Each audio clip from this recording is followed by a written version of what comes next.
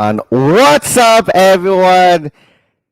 Happy Tuesday. Welcome to day two of the Lead Summit. My name is Coach Tony. I am your host. Oh, I hear myself again. Welcome to day two of the Lead Summit.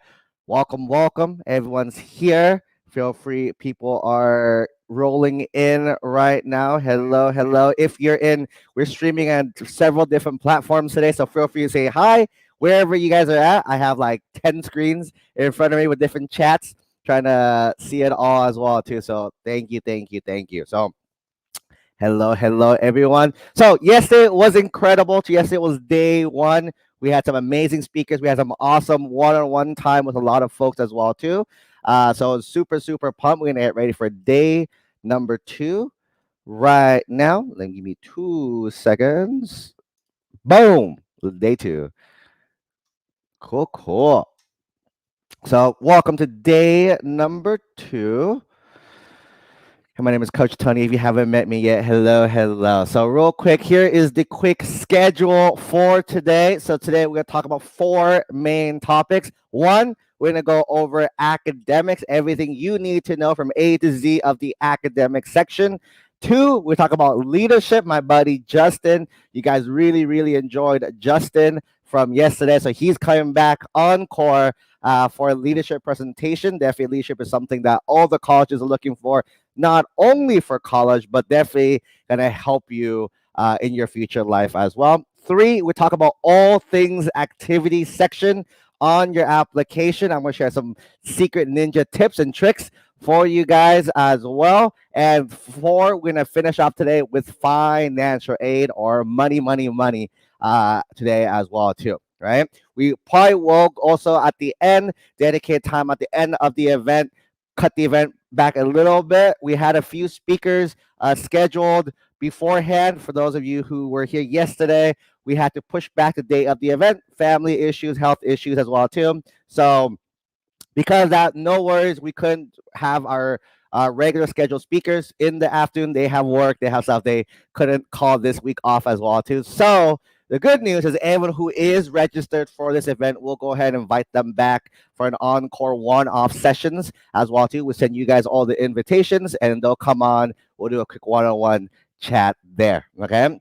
So to make up for that, what we did yesterday, which was incredible, literally it was back to back nonstop. We did one-on-one 5-minute questions kind of thing. So at the end, I'll post a link where you guys can text our team, say, hey, I have a question on this. We'll call you and we'll give you the answer to that one-on-one question. I think we talked to 30 folks yesterday. I did say a little extra 30 folks yesterday as well. We moved a few folks to today. So we still have like 20 spots left today for anyone who's super interested. Nice, quick questions, quick answers, quick results, quick successes as well too. So that's the schedule there. If you are pumped, say pumped in the comments wherever you guys are from. I literally see 1, 2, 3, 4, 5, 6 different sources of folks. We have a lot of people here today as well too. So hello, fantastic. Say you're pumped in the comments, and we'll get ready to go. Just a heads up for everyone as well too. I'm probably going to ask questions and wait a little bit. There is a nice delay between the software I'm using and all because we're porting it out to multiple streams. Kind of thing. It's a little delay, so I'll probably ask a question and stare awkwardly at the screen for a little bit, and that's I'm just waiting. But now I'm seeing it pumped. All these people are pumped for these events. I'm super excited for you guys. Okay. So first off, so for the way I do my actually no, before that, recap. So those of you who missed yesterday, here's what you missed out on. 1, we talked about the idea of what most people talking about high school to college, then they don't figure out the career. They in college they figure out the career, right? We work completely backwards by figuring out your career first, then figure out what colleges help you get to that career, thus figure out what you need to do in high school now to achieve that as well too. So working smart, not working hard. Love that. Next thing, choosing a college, right? Choosing what college is a good fit for you, right? It's not based on prestige. It's not based on major, what like the world tells you for. The ranking system doesn't really matter there, right? Choosing a college that's perfect for you. And then next one, we had one of our speakers come in. She talked about test scores and how to improve your test scores and why you should still take a test, the SAT or the ACT, even if the school is test optional.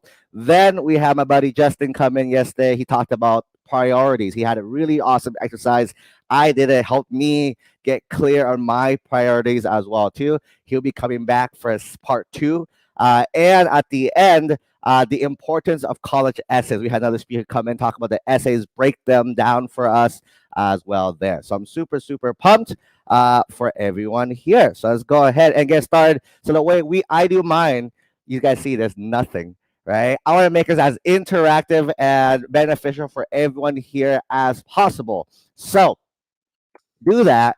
Feel free in the comments, go ahead and write what grade you guys are in. If magically everyone here is a junior, I'll focus it a certain way, versus if everyone here is a freshman, I'd focus it another way as well too. I'll still make it very general for everyone watching the replay, but for those who are here live, I'm going to reward you for being here live as well.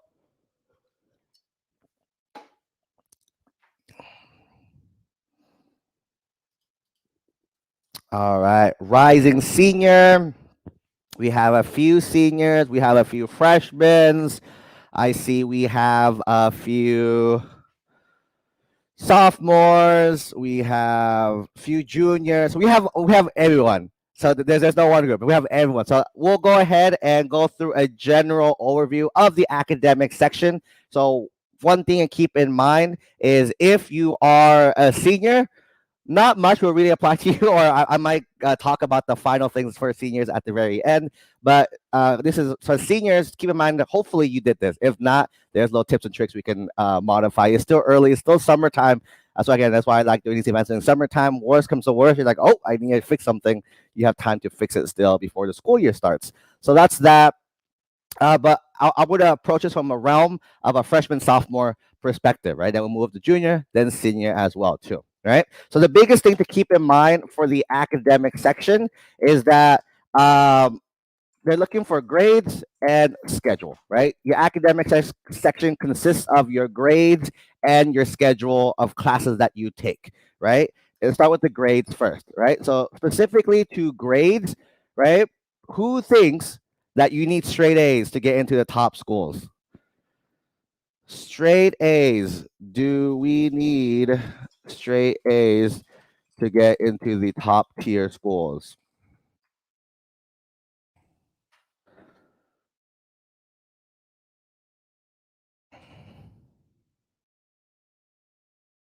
No, yeah, that's correct. You do not need.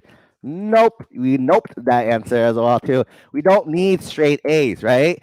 Typically, they do like a lot of students who do go like the top tier schools do have straight A's because that's what they do, right? And that helps them. Of course, that helps them, but it's not required. I think a lot of people feel like they need to do a certain thing, and you'll see throughout today. Today is a lot of the academics and activity section, the stuff that you guys do in high school. You see, everything's like a big puzzle, right? If you have just the corner pieces, the middle's missing. If you have just the middle, the outside's missing as well too, right? So you want to have the most well-rounded everything as well too, and everything kind of makes up for the other different areas, right? So if you have really strong academics, right, and not as strong much of activities, the academics can probably help with that. Vice versa, if your academics isn't as strong, your activities can probably bring it up as well too. So tons of things you mix and match with that as well too, right?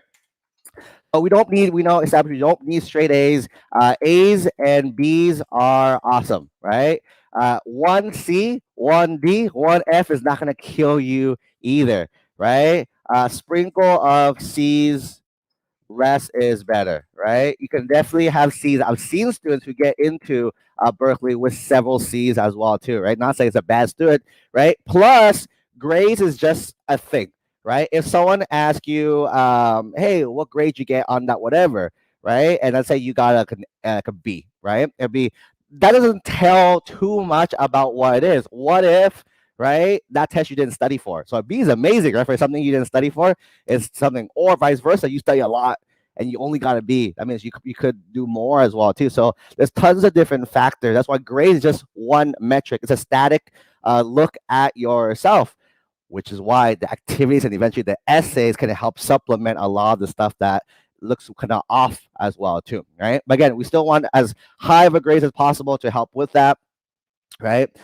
Here's a little mini hack for you guys, right? If this is terrible advice, but if you're on the verge of a low C, you want to get a D or an F, because when you get a D or an F, you can retake the class and replace the grades. Right? If you get a D or an F in a class, you can retake it and it replaces the grade. However, if you get a C, you cannot replace the grade there. So whatever grade you get, if you get a C in the class, you get a C in the class. But if you get a D in the class, let's say you took geometry, you got a D, right? You can retake the class and get an A in geometry, and on your transcripts, it'll show both, but in the GPA calculation, it'll only reflect that 4.0 A. It won't calculate the D in there. And if you do a case like that, you're going to want to explain what happened in that D in some section, the additional comments, the one of your essay questions, one of your additional comment sections as well too. Explain what happened. But right, think about it. You got a really bad grade. You retook the class and did really, really well.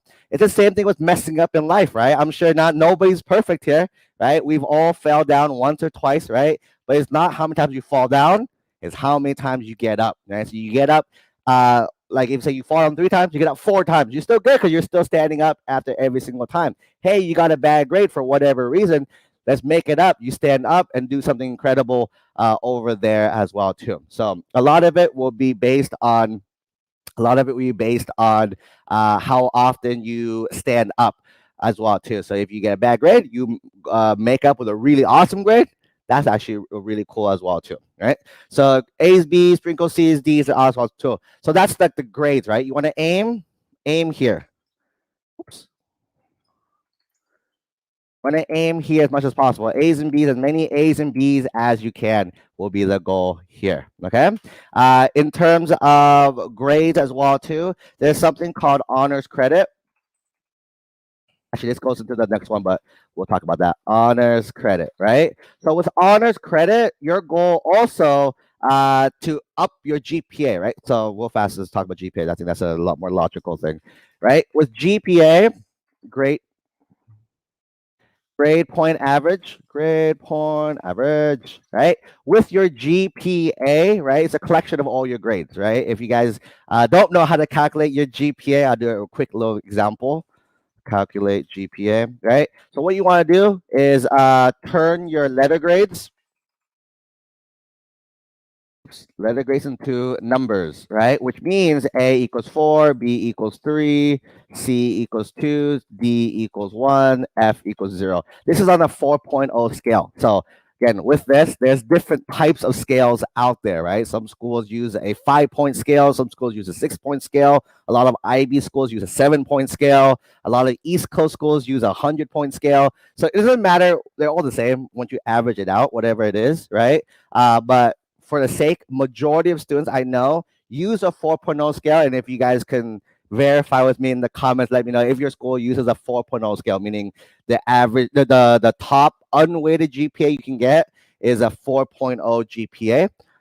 There, again, I'll probably see a few people use a 5.0 scale. We'll probably see a few people with 6, some people with 100. Those are the main common ones as well, right? So first one, you convert your letter grades into numbers, right? Here, pluses, especially in high school, and minuses don't matter. I remember growing up, my parents always got mad at me for getting like A minus. It's like A minus, not an A. And I was like, I tried really hard. They're Catholic, right? So with the pluses and minuses, the colleges would not look at that, right? They'll take out the pluses and minuses. So a B plus is still a B, A minus still an A, right? So think about that.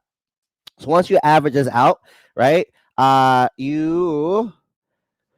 You add up the total, right? So all these grades you put together. So if you got like 5 A's, that's 4 times 5, you get 20, right? Then you divide by number of classes, right? So the easy example is I have 5 classes, they all have A's, so 5 times 4 is 20. 20 divided by 5 classes is a 4.0 GPA. Right? And if you can do let's say you do 3 A's, 2 B's, right? 3 A's, 2 B's is 12 plus 6, 18 divided by 5. Whatever 18 divided by 5 is, I get 3.6. So 3 A's, 2 B's is a 3.6 GPA. Does that make sense, everyone? Christine school uses a 100-point 100-point scale, and on the East Coast. I was right. Fantastic. Yeah, majority of East Coast schools like the 100-point scale versus the 4.0 scale that everyone else uses. All right, people joining. What's up? What's up? Cool. So that's how real quick how to calculate GPA, right? So now honors credit. So when you guys are looking, so very few, especially if you're aiming towards top tier schools, right? You're not just aiming for the regular classes, right? Your goal is to stand out, and one way you can stand out is the rigor of your classes. So this one falls under the rigor of your classes as well too. So honors credit is basically a harder version of your class, right? A harder version of your class. So there's a regular, let's say there's a regular world history class, but there could be a world history honors, right? There's honors. Some schools have a CP, a college prep type of class where it's like a level, like an honors level thing. There's also some schools where it's advanced placement. Placement APs. These are APs. You probably see it on your transcripts as well too. It has these like letters and names on them, right? And then there's also those of you in special schools, international baccalaureate. Thanks Google for spelling it for me, right? International baccalaureate programs, and my favorite of the all, I'm biased of my favorite, college level courses, right? Basically dual enrollment, taking a class out of college as well too. So these are the main ones. There's a few more not as popular, but these are the main ones. And I guarantee majority of you guys have at least one of these on your transcripts in some way, unless your school doesn't offer it. Like my high school didn't offer anything, so I didn't have any of this stuff except for college level is what I had. But none of this honor, CP, AP, or IB things as well too. Right. So your goal in school is to max out as many as you can in this section. The goal, max out, right? Your goal is to have as much honors level courses as possible, right? Because the schools are looking for rigor over GPA, right? I'd rather have you have a more harder schedule, right, and do well than a really easy schedule and get a 4.0, right? There's a big difference there. One thing I always ask students always ask me, and you guys can let me know the answer. What's better? An AP class with a B or a regular class with an A? Go ahead, friends. Give you guys 30 seconds. 30 seconds. This is the most common question I get everywhere. What is better, an AP class with a B or a regular class with an A? Go ahead, post it in the comments, post it in the chats, wherever you guys are joining from. I'll just peruse through the different channels and see where you guys are at. We have mixed answers. We have mixed answers through all of this. Fantastic, fantastic. That means you're thinking about it. Cool, cool. All right. So the answer that I always tell students is you want the AP class with an A. That's the answer. That's the magical answer to this as well. To you want an AP class with an A about it, right? So super pumped. People always like, oh, I don't blah blah blah, right? You'll figure it out, right? Think about when you wanted something really bad.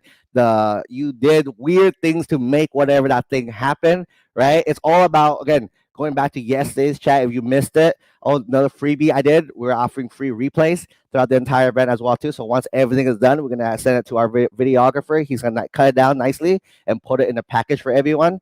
But going off yesterday's thing with Coach Justin, right? He talked about prioritizing stuff, right?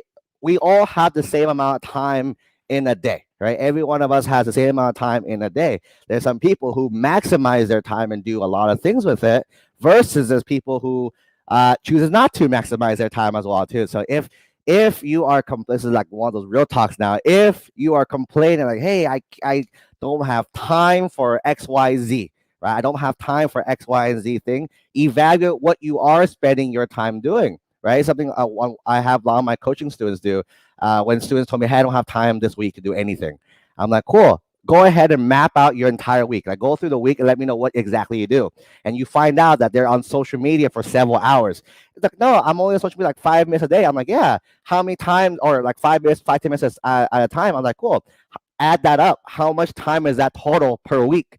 Right? You're like, oh, you actually like a few hours and stuff like that. And you do always have like Netflix. You guys don't just watch one show. I'm guilty. I don't just watch one show. I try to watch two or three to make it worth it, right, guys? So you add up all these hours. There's a lot of time in the day that you're like, what if instead of those 5 hours of social media, I just cut it down to like maybe two and spend the other three on that one AP class, right? Or I'm watching like 10 hours of Netflix this week. Let me go ahead and cut down just one episode per day, not three per day. Cut down to one episode per day and then go ahead and move that towards this other activity that we're going to talk about later today, right? So there's always time in the day, right? I also don't advocate losing sleep. A lot of you guys have really poor sleeping habits as well too. Definitely make sure you sleep a nice full 8 hours as well too. I don't condone like cutting down on sleep. Some people just operate with less sleep. Like I don't sleep as much because I don't operate. I don't need a lot of sleep to operate as well. But I do crash once a week though. That's one of my how I reset my body. I sleep for like 5, 6 hours a night. Then on the weekend, I sleep for a full 8 hours to kind of reset my body. And a fun little science tip for fact for you guys. That's all you need, by the way. You don't need to oversleep like 12 hours to make up. You just need one 8 hour cycle to reset your whole body again. So those of you guys who want to sleep in 12 hours, that's also unhealthy for you guys. All right. So going back to the topic real fast. So you want to maximize your schedule with as many advanced, many honors level courses as possible. Okay. That's the big thing there. So it depends on well, how many, right? How many do I need? How many honors?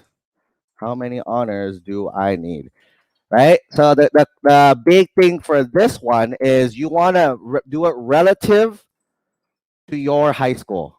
Right. So this is where another point comes in. A lot of people always look at like the average stats at different schools, right? So you see like, oh, to get into UC Berkeley, you need the average student has a this GPA 3.9 or a 4.0 whatever, and Harvard has a 4.1. All these weird numbers, right? And I don't look at them anymore just because I haven't looked at them for 10 years now.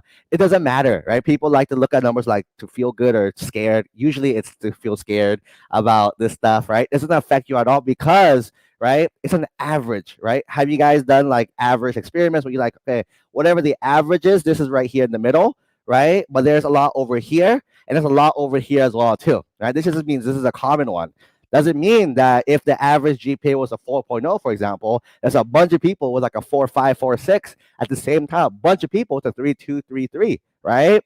Not as much as this number, but there's still a lot of people on these ends as well too. So that's the big thing to keep in mind, that don't compare yourself to the average statistics of folks that compare yourself to your high school class. And you'll see that's a big trend that a lot of schools will just look for, is they're comparing you against your high school, right? Another experiment right now, right? Let's say your school, for example, right? Let's say your high school or high school A is called high school A. Not let's say your high school. Let's call it high school one and high school two, right? Let's say high school one. This student has a 3.9 GPA. This student has a three. Actually, let's do it 4.2. 4.2 GPA. As of right now, which student is better? Right? Can anyone tell which student is better? We can't tell, right? We can't tell which student is better as well, too, right? For me, I will tell this student took 3 AP classes. This student took 5 APs. Right? Can we tell now which student is higher? We still can't, right?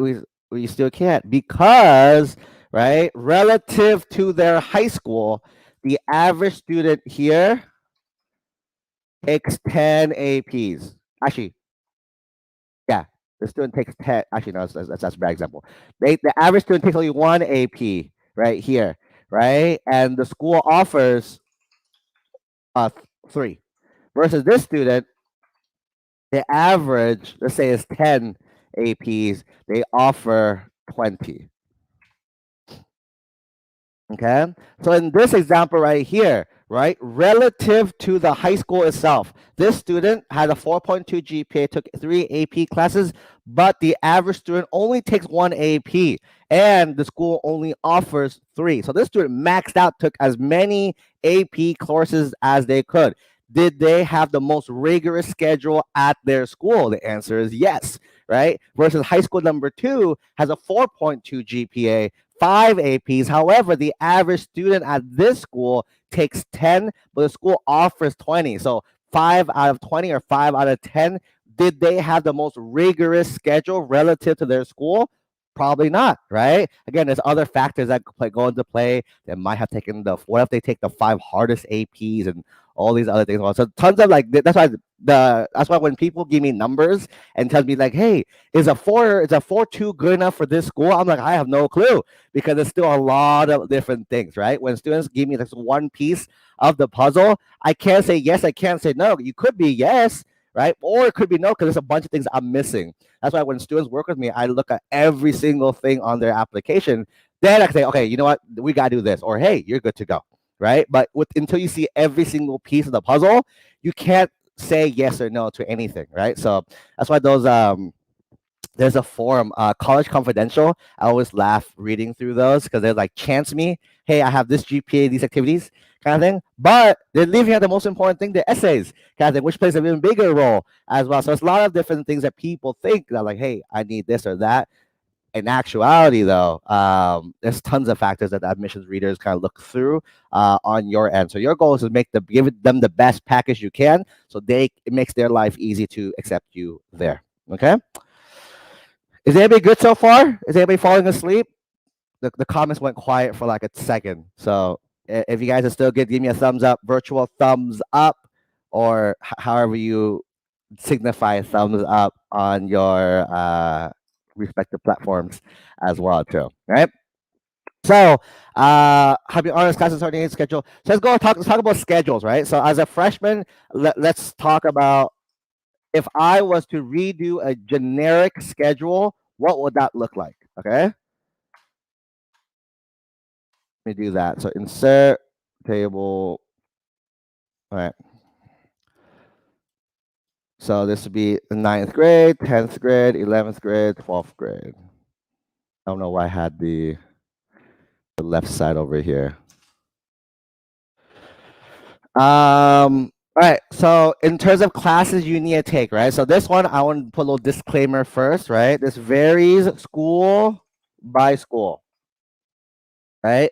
This one varies school by school. Okay. So with this, if your school requires different things, you gotta do that, right? So if your school requires certain classes you gotta take those classes, right? So I don't need this column. Delete this column right here. Delete column, right? So if your school requires certain classes or certain requirements, you gotta take that. But if you don't, this is a very generic schedule that majority of students should be able to kind of follow or kind of have as well too, right? So first thing, very easy, English, right? You gotta take English every year. English 9, English 10, English 11, English 12, right? Few ways to maximize this schedule, make it better. Some of your schools offer honors level courses of this. Do that. Some of your schools offer AP English Lang, English Lit. 2 more AP opportunities for you guys right there as well too. Real quick, let me talk about AP classes since that's a little. I'll talk about a few of these. Let's break this down real fast so this makes some more sense. So first off, right? What in the world is an AP, IB, and college level course, right? So first off, so an AP class, right? So an AP class, you take a 1 year of a course, right? It's supposed to mimic college. So the rigor is like doubled or tripled because the goal is to make it look like a college level course, right? At the end of the year, you take a test, take an AP test, right? Administered by the college board, the people who make the SATs as well too. And then based on this test, you get a score of 1 to 5, right? 3 up is passing, right? Oops. Three or higher is passing. So your goal is to get 3 or more, right? So that's the general like breakdown of the course, but here's the reality that you need to know about AP course as well too. So the course itself is whatever. The test is kind of what the one that's most important, because the purpose of an A, or the class is important because it shows the rigor, right? You like that. The AP test is important because if you get a high enough passing score, you're able to exempt yourself out of college classes, right? So right now in high school, I'm pretty sure guaranteed, unless you go to very specialized high school, you have to take English, reading, math, English, math, history, science, and like those basic requirements, right? In high school, if you go to college, you do the same thing all over again. You also retake math, English, history, science, and then your major classes as well too. So don't feel like, let's say you hate science, right? Oh, I just finished science, I'm free forever. Technically, once you get to your 4-year school, you're gonna retake another science class as well too. So, but the way out of retaking that is via exempting out with the AP test score, right?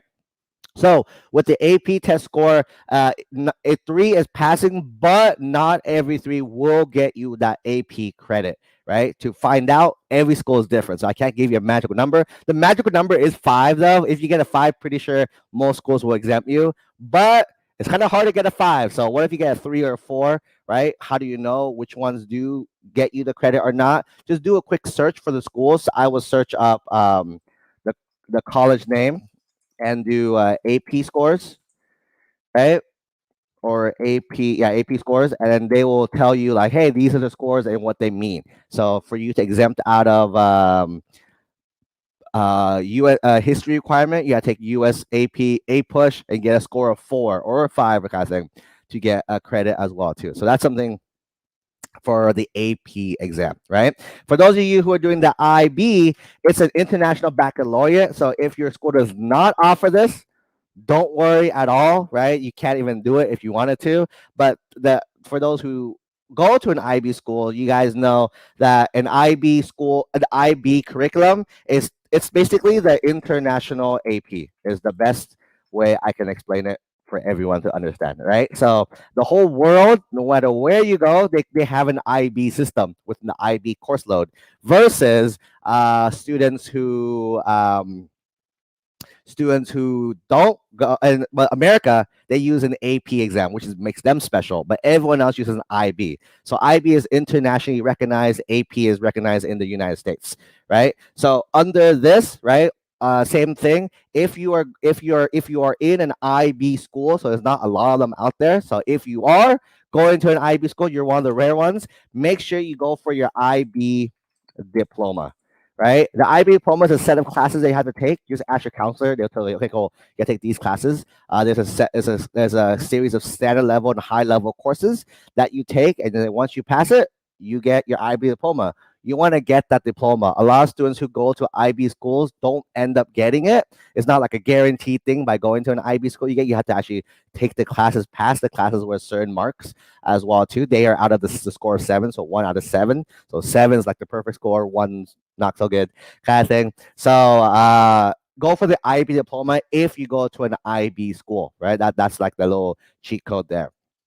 And last one, was my personal favorite, is college level courses, right? So this one, you're enrolled, technically in the most broadest sense, you're enrolled at a college in general, right? It could be junior college, community college, or it could be even be a 4-year university as well too. And there are schools that do open few classes up to high school students as well. So at this stage, college level courses, so to keep it simple though, majority of students who do pursue this will be doing it at a community college. So you're dual enrolling at a community college, right? Dual enrolling at a community college there, right? So when you dual enroll at a community college, you're taking classes, right? And then it's the rigor because you're actually taking college level courses. So the rigor is there automatically, but you want to make sure you're taking the right classes, right? That's the one thing I do see a lot of students calling me like, hey, I'm dual enrolling. I'm like, what are you taking? I'm taking counseling 101, or like I'm taking these random classes that look and sound cool because you're taking a college class, but in the realm of anything, it doesn't count for any requirement, doesn't count for any transferring, nothing. It's literally just a course that they offer, unless you want to go like down counseling, then it might fit in that route.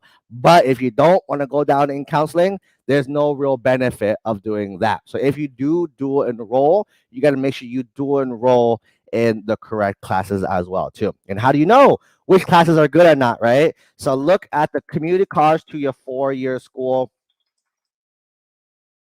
So every single state, right? There's a bunch of community colleges out there or junior colleges, depending on kind of where you're at. They're called different things, right? And then from there, you want to look at their community college website and look, hey, I want to transfer to that state school. Look at that state school that you're looking for, right? So if you're from Texas, you want to look for the community college to University of Texas. Florida, University of Florida. California, University of California, right? All these, the main university of that state. Then there's going to be a list of classes that you need to transfer from the community college to the 4-year school, right? Once you have that list, that's the list of classes you want to stick to, because that's the safe list that's almost guaranteed to kind of be able to transfer it anywhere as well too, right? For those of you guys in California, again, you guys are those cheat codes you have to look up. You're looking for the IGETC program.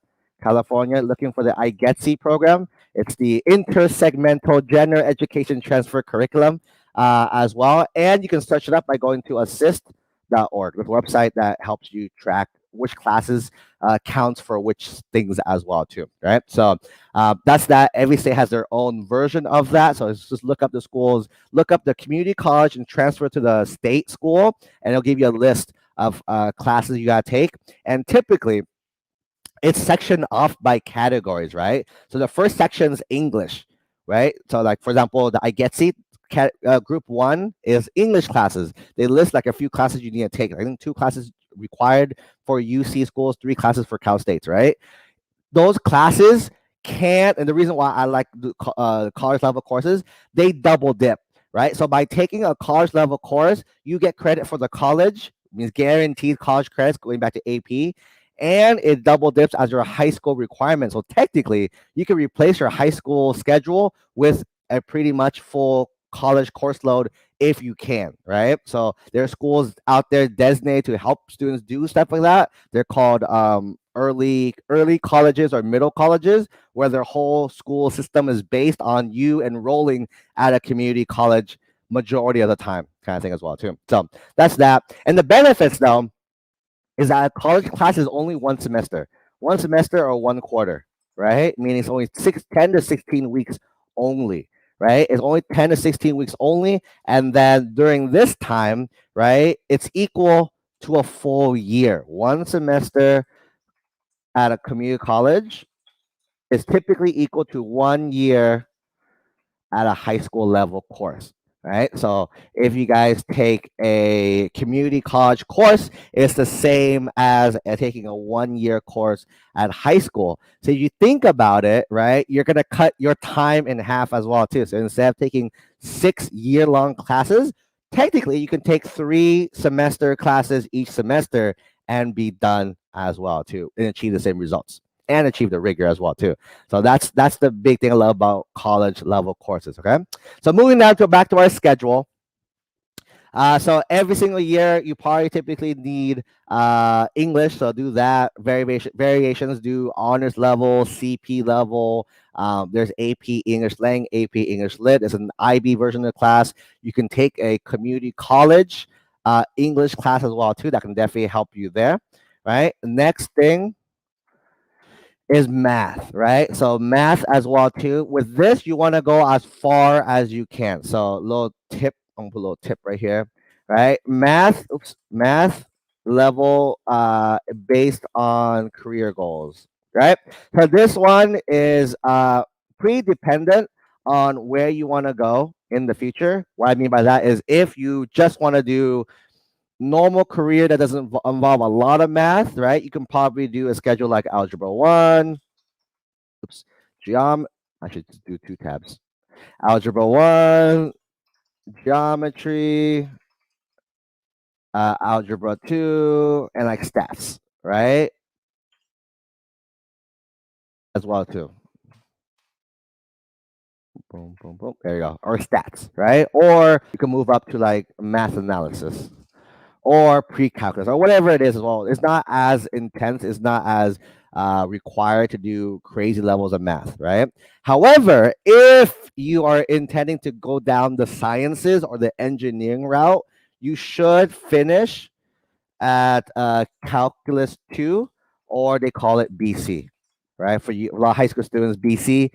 For those of you guys who have no clue what BC is, it's Calculus, the equivalent of Calculus 2 as well, too. So Calculus 2, and you work backwards. You probably need to do Calculus 1 here, A, B, then which means you have to take like math analysis or pre-calculus here. Then you probably gotta take algebra 2 or geometry here as well too, right? I didn't factor in summer, so if you do factor in summer, technically you can crank out 2 math classes per year because there's a year-long class and a summer class as well too, right? So that's a schedule that depending on if you are engineering focused, you are looking at something like this as well too. I do know, by the way, that to take BC, you could self-study AB, or yeah, you could self-study AB and jump straight to BC because the first half of BC is the review of AB anyways. So that's that. Calculus 1 or AB, by the way, is going to be not so hard if you're like mathematically inclined. Calc 2 BC is hard. So definitely a lot more thinking involved in the BC.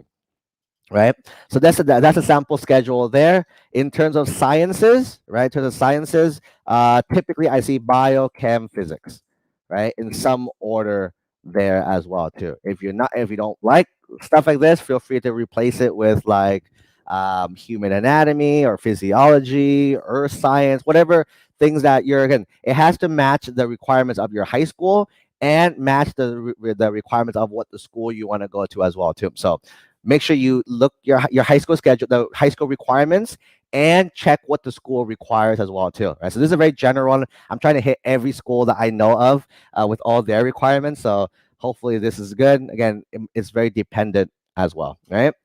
Uh, in terms of history, it's typically I see world history here. I see U.S. history here, and and then senior year is usually government and econ is you take a semester each of each class is how it typically is as well. Some schools require PE, so I would crank it out your first 2 years and you're done with it. That it. Some schools require health, so you can squeeze health somewhere in here. Yeah, so these are the main classes that you need to take. Oh, foreign language, so language other than English, right? I've seen people do multiple years of this. And again, there's also an AP version. Oops. Also an AP version of this class as well too. So if you're looking, or speaking of AP level work classes, so there's like AP versions of all the foreign languages is there. There's also an AP version of world and U.S. history and AP Gov. AP Econ. I'm pretty sure there's AP Econ as well too. AP versions of all these classes, AP versions of the AB and BC classes. With all these, there's also their IB equivalents, and from all is guaranteed, except there'll always be a college level course as well too. Okay, so that's that there. Let me see what else. That's basically it. Any questions so far about the schedule?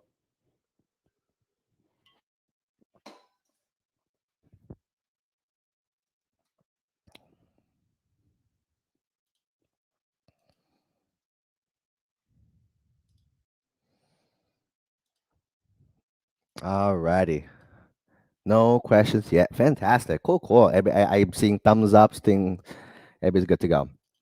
Cool. So academically, that's the biggest thing. You want to have the most rigorous schedule as possible here, and then you're good to go, right? So there's also another section called electives that you can do, which I recommend you do as well too. So this one serves a few purposes, right? So there's a few things you can do in school. Like I know in my school we offered ASB or student government as one of the electives. So I took that.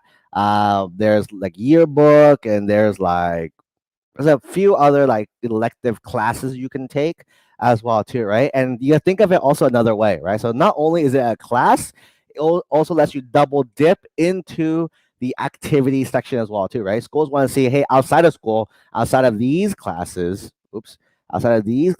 right? What do you care about? What do you want as well too? So by taking classes like ASB, taking classes like yearbook, you're sharing like, hey, I like this stuff as well too. So I'm pursuing what I enjoy, right? So you're doing an activity while you're in school, so you maximize the hours here as well. Okay, cool, cool. I think that is it in terms of the academic section, unless there's anything else I missed. I think that's it. Academics, keep straight rigor, high GPAs, classes. I think that's it for academics. Is there any questions? I'm going to open it up for Q&A. Open it up for Q&A right now. And then, yeah, and then we will do a quick little break and jump into the next activity.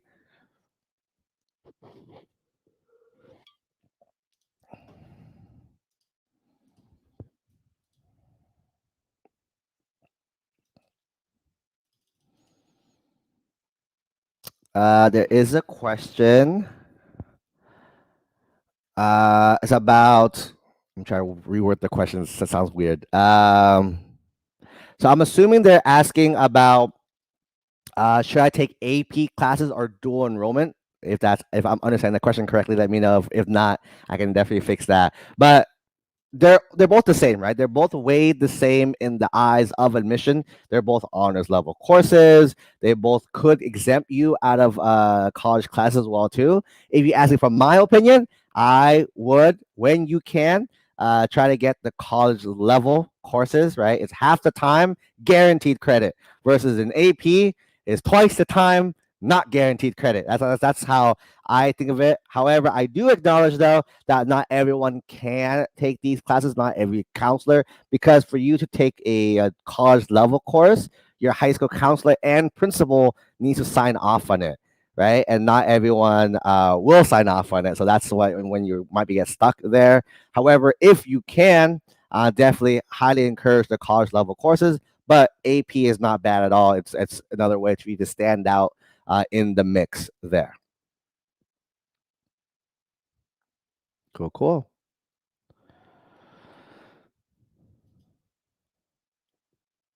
Awesome. Fantastic. Hope you guys are having a blast over. I'm gonna go ahead and take a quick 5-minute break. After the break, we're gonna jump into activities. We're gonna jump into the activities section as well. So if you guys can give me boom. Fantastic. Let's give me a quick 5 minutes. Let me go ahead and quick little coffee rerun, and then we will go ahead and grab. We'll pick up on activities, right? What activities you need, what activities look good in terms of admissions, and we're gonna have Coach Justin jump after that, and I'm gonna do a special private encore, not private, but special encore of the activities after he's done after that. Okay. So without boom, see you guys in the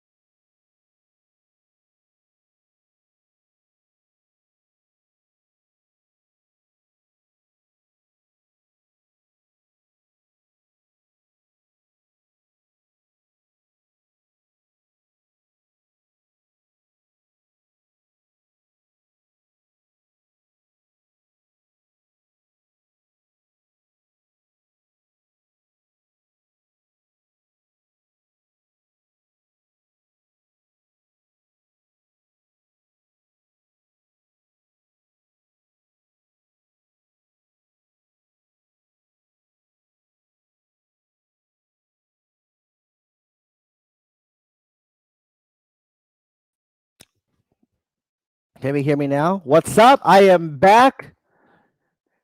Someone can let me know if you can hear me. Yesterday it was funny. Yesterday I was nonstop. My audio, I kept turning it off so you guys don't hear me in during the breaks, and then I just keep forgetting to turn it back on.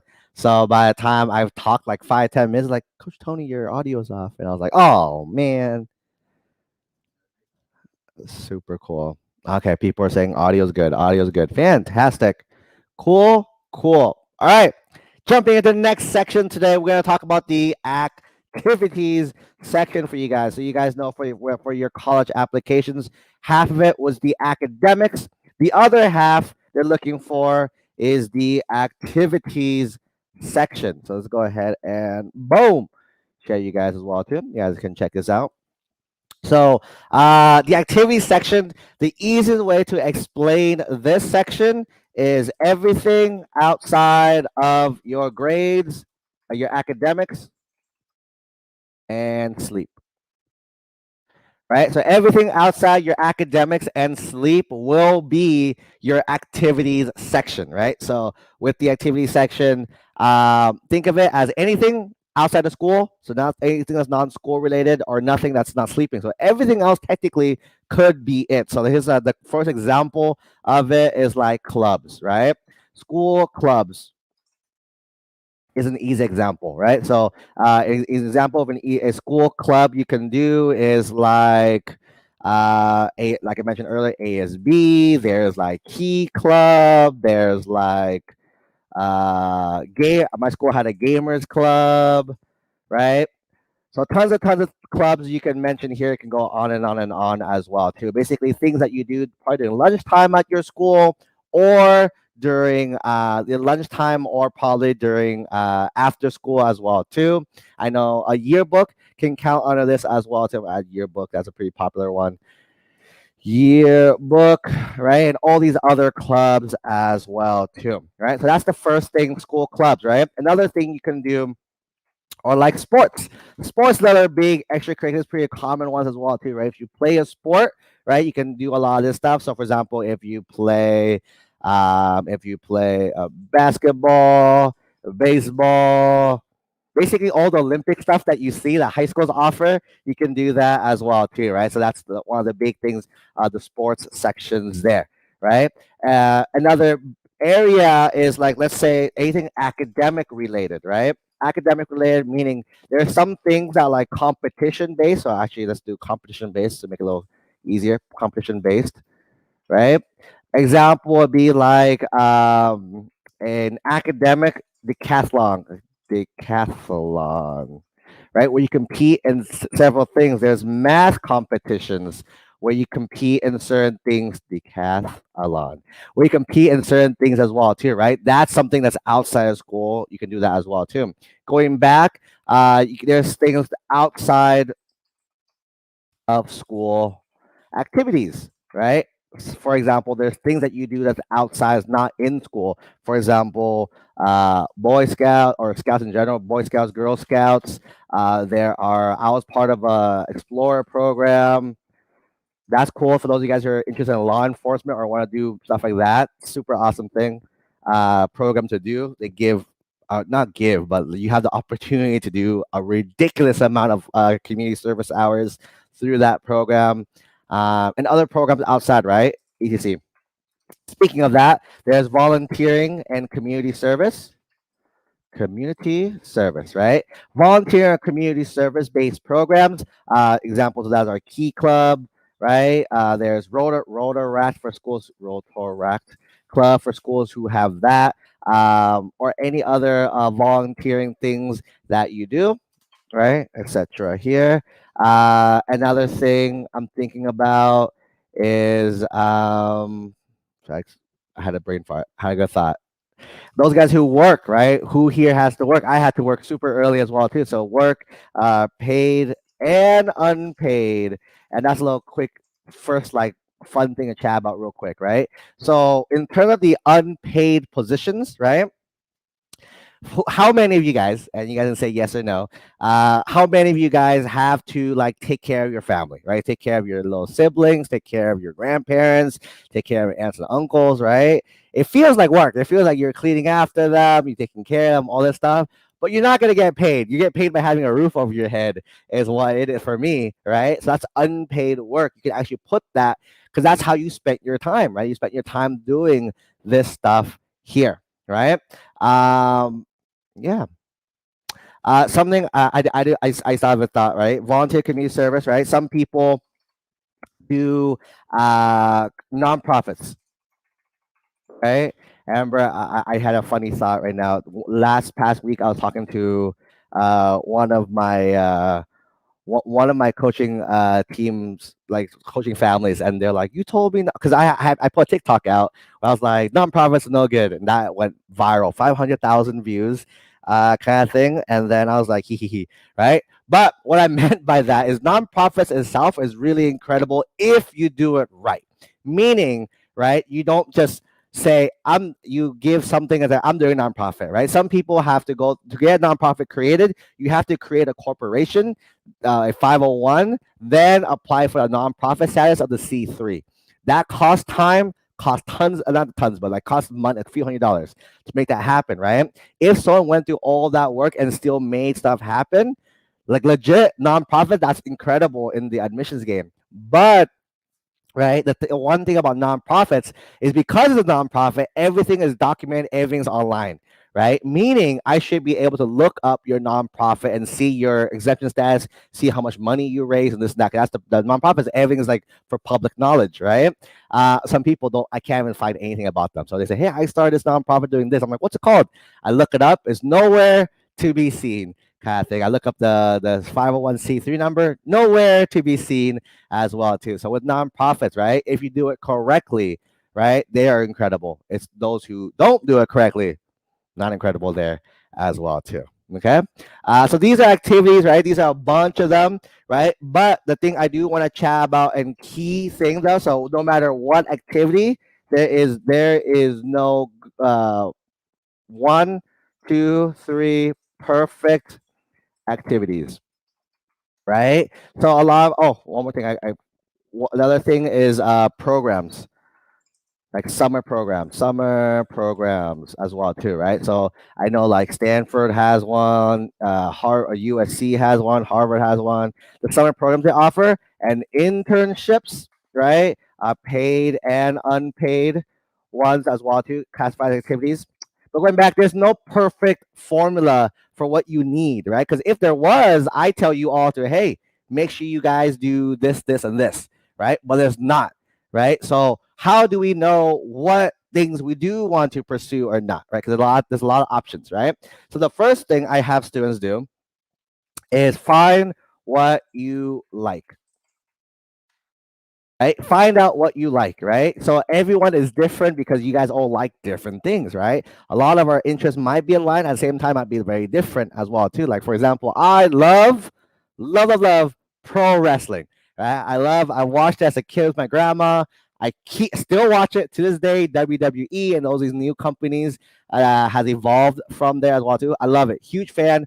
I'm pretty much a huge nerd. Watch everything, read up about it as well too, right? That's one of my passions, right? So something I like, if I want to go down that direction, I'm like, okay, what can I do with this passion of mine as well too? Because I'm spending time doing it, right? So if you say, hey, I will pay you to do something wrestling related, I'm like, done, sold, kind of thing. Because I enjoy that. Versus, let's say, basket weaving, right? I don't know anyone who basket weaves. So if you do, I don't mean this to offend, but hey, you're gonna basket weave. I'm like, I don't like basket weaving. It doesn't like sound cool at all to me. So I'm gonna be, I'll do it, but I don't want to do it. Right?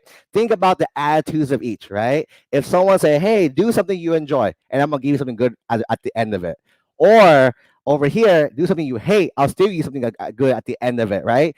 There's no fun in the one that you're doing because you have to. Right? So the one thing I found out is every school, if you look at what they're looking for in terms of the admission stuff, they're looking for someone They're looking for someone. They're looking for someone who follows their passions, follow their interests as well too, right? And with that, to do that, right, just do what you like, right? When you do what you like, naturally everything else that they're looking for comes into play. And they're looking for two main things, right? One is commitment, right? The second thing is leadership, right? These are the two main things you want to show in your activity section: commitment and leadership, right? So, first one, what does commitment mean?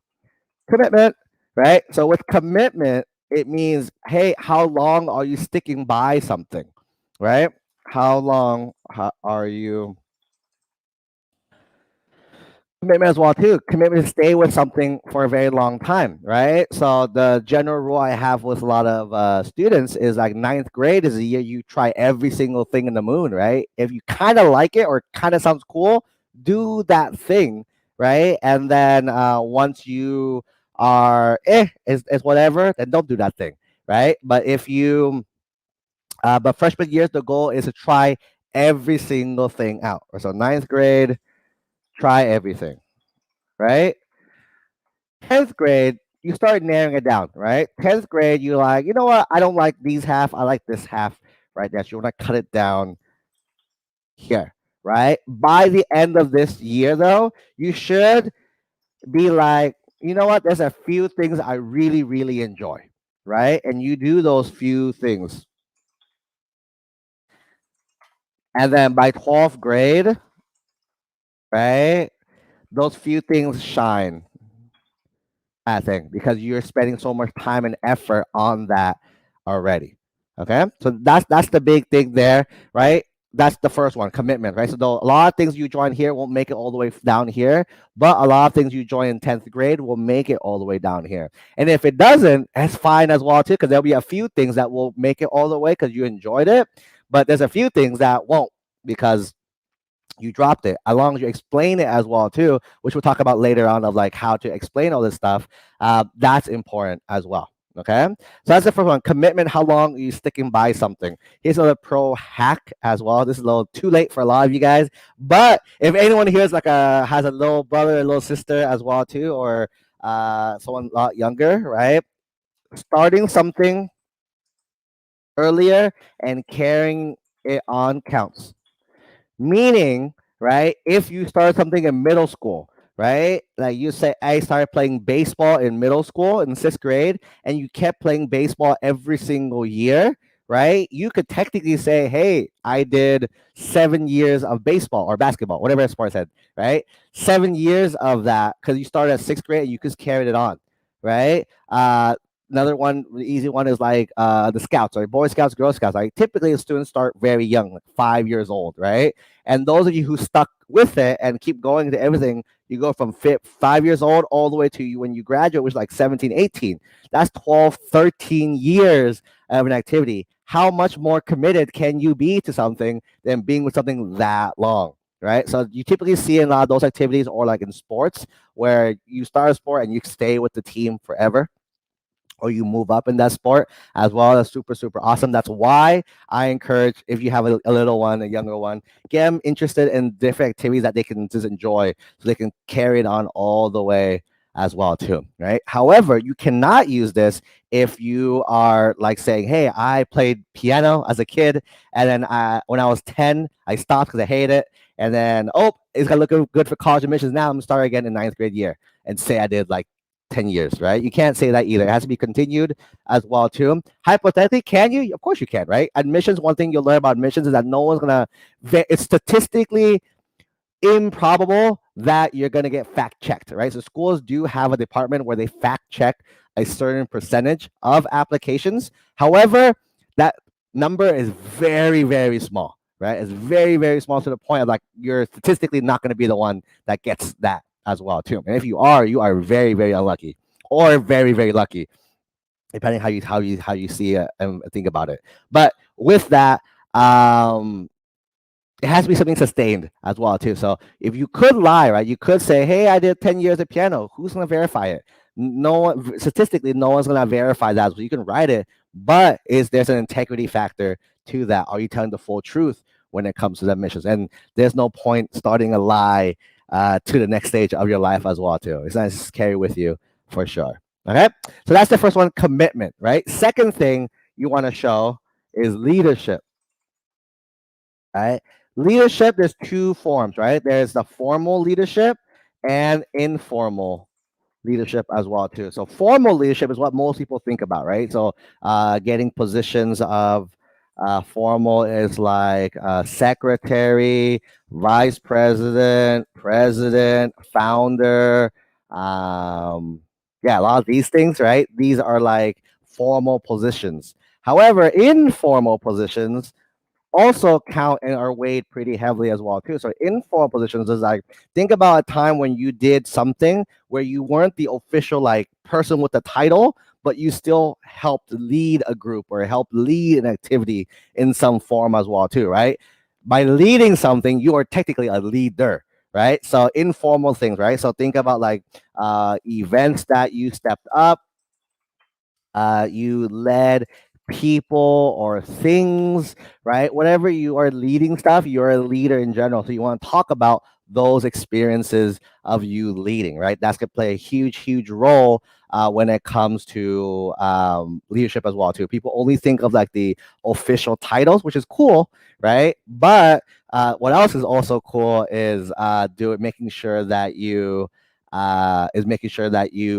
show that you do demonstrate the leadership skills as well too. And the reason why I mentioned this, right, in terms of leadership, look up all the schools that you're going to apply to in college and look at what they're looking for, right? They're going to be saying, I'm really looking for leaders, this and that, right? The one general statement I do want to share with you guys so you guys know as well too is that think about it in the eyes of admissions, right? In the eyes of admissions, colleges want to brand you. That's like the easiest way to think about it, right? Colleges want to brand you, right? So let's say I'm a UC Berkeley alum, right? So in the future, if I do something super, super cool that I get in the news for, right, they're going to say, Coach Tony Lee, comma, UC Berkeley alum, right? So schools want to brand you because if you become a big deal, which hopefully you all become a big deal, right, then they get to brand you with their school's name. However, would you brand someone who's not amazing, just that okay person? Right? Do you want, if you own the school, would you want to put your branding on a person who's just okay? Right? So they're looking for people who are like, no, I'm gonna be a leader. I'm gonna step up in my community, step up my my area, this and that, do crazy things, right? So that's why like they're looking for leadership traits, leadership qualities as well too, right? So that's the leadership section right here. So that's basically the main things there. Okay. So yeah, so activities, tons of activities. Is there a right or wrong activity? No, there's no right or wrong activity. The biggest tip here is figure out what you enjoy, right? And do those things, right? Don't do things you don't like or don't do things because it sounds good as well, too, right? It's only do things that you really enjoy because, right? Think about this equation. You do something you enjoy, right? If you do something you enjoy, do you spend more time on it or less time on it? Right? If you, for me, I love wrestling, right? Hey, you're gonna watch more wrestling. How would that make me feel? I'm pumped. I'm down. Let's do it, right? Or if I like something, it's like you do less of it. No, there's no way I'm gonna do that. I'm probably do more. Whatever I need, plus probably even more as well too, right? So do something you enjoy, then you spend more time on it. When you do something you enjoy, you spend more time on it naturally because you enjoy it, right? You spend more time doing it. What happens when you spend more time doing something that you enjoy, right? You get better at it. You get better at that thing that you're doing, right? It might be a club, might be a sport, might be whatever. You get better, right? What happens when you get better? People see you as the expert, the go-to person, right? The leader as well too. Right? So when people see you as a leader, what next? Right? Schools like this, right? So a lot of it starts, right? So the people ask like, hey, what TV should I be doing this year? What I tell the same advice to everyone. Hey, what do you like? What do you enjoy? What things would you do forever without a time limit? Would you do and forget about time and just keep doing that over and over and over and over again? right? You want to do more of that. That's what you want to do, right? Spend as much of your time as possible. All right. Before we wrap up this activity, one last thing about this, right? I call it 24-hour rule, right? So the next people ask me like, hey, how do I know I have enough activities or not, right? So think about this. It's called a 24-hour rule. This rule states that I kind of self-created, right? It states that you are in school 8 hours a day, right? 8 hours a day, which means like probably really is like 5 hours, 5, 6 hours, right? And the next few hours are just like are like your studying time, right? So probably not 8 hours in school, but 6 hours in school, 2 hours of homework, which I think is fair, right? Everybody agrees on that. Next thing as well too is 8 hours a day school. 8 hours a day equals sleep, right? You're probably not going to sleep 8 hours. You guys don't probably sleep 8 hours. I can probably guarantee it as well too, right? But let's say you sleep 8 hours a day, right? So you go to school for 8 hours a day. You go to sleep for 8 hours a day as well too, which means you're left with 8 hours left in the day, right? From this, I'm gonna go ahead and subtract like 2 hours for food and necessities, restrooms, all that fun stuff, right? And then I will take another hour away for me time, right? You got to have me time. That's what I learned this year. Me time, me time. I actually have if you were here yesterday, Coach Justin talked about the importance of a calendar. I can't show I'm streaming, so I can't show my calendar, but calendar is amazing. I have purposely a me time every part of the day. So I was like, it's basically, I can do whatever I want during that time. If I want to spend extra time working, I can. If I want to spend extra time scrolling TikTok, I can. Whatever I want to do, right? So that's that. So when that becomes, so you have like 5 hours left. 5 hours left over, right? What does that mean per week? That means per week you have about 20 hours left over. Does it sound no 25? 25 hours left over. Does this sound kind of right? Let's actually just take Friday out. You have 20 hours left over, right? 20 hours a week left over. As a reader at the universities, they're trying to see how much of this 20 hours are you spending doing what? How are you spending your time, right? Because there's a quote that's really, really like big and powerful, and it's like applies to every single thing in your life as well too. How you do one thing is how you do everything. Right? One more time. I'll read that one more time for everyone. How you do one thing is how you do everything. Right? Everything is a reflection of who you are as well too. If you decide to cheat one little time on a test, who's to say you're going to stop cheating on something else bigger in your life? Right? If you spend an extra hour making sure that your homework is perfect, you're probably the type of person who's going to spend an extra hour on your career making sure that your career projects are perfect as well too, right? If you are nice to everyone around you right now, right, to that one person, you're probably a nice person to every single person that you meet as well too. So people kind of judge you, and this is like life as well too, on how you do anything, right? If you have a messy table, you're probably a messy person, right? So how you do one thing is how you do everything. So how this applies here is you have around 20 hours left over here, right? So with this 20 hours, how are you spending your time?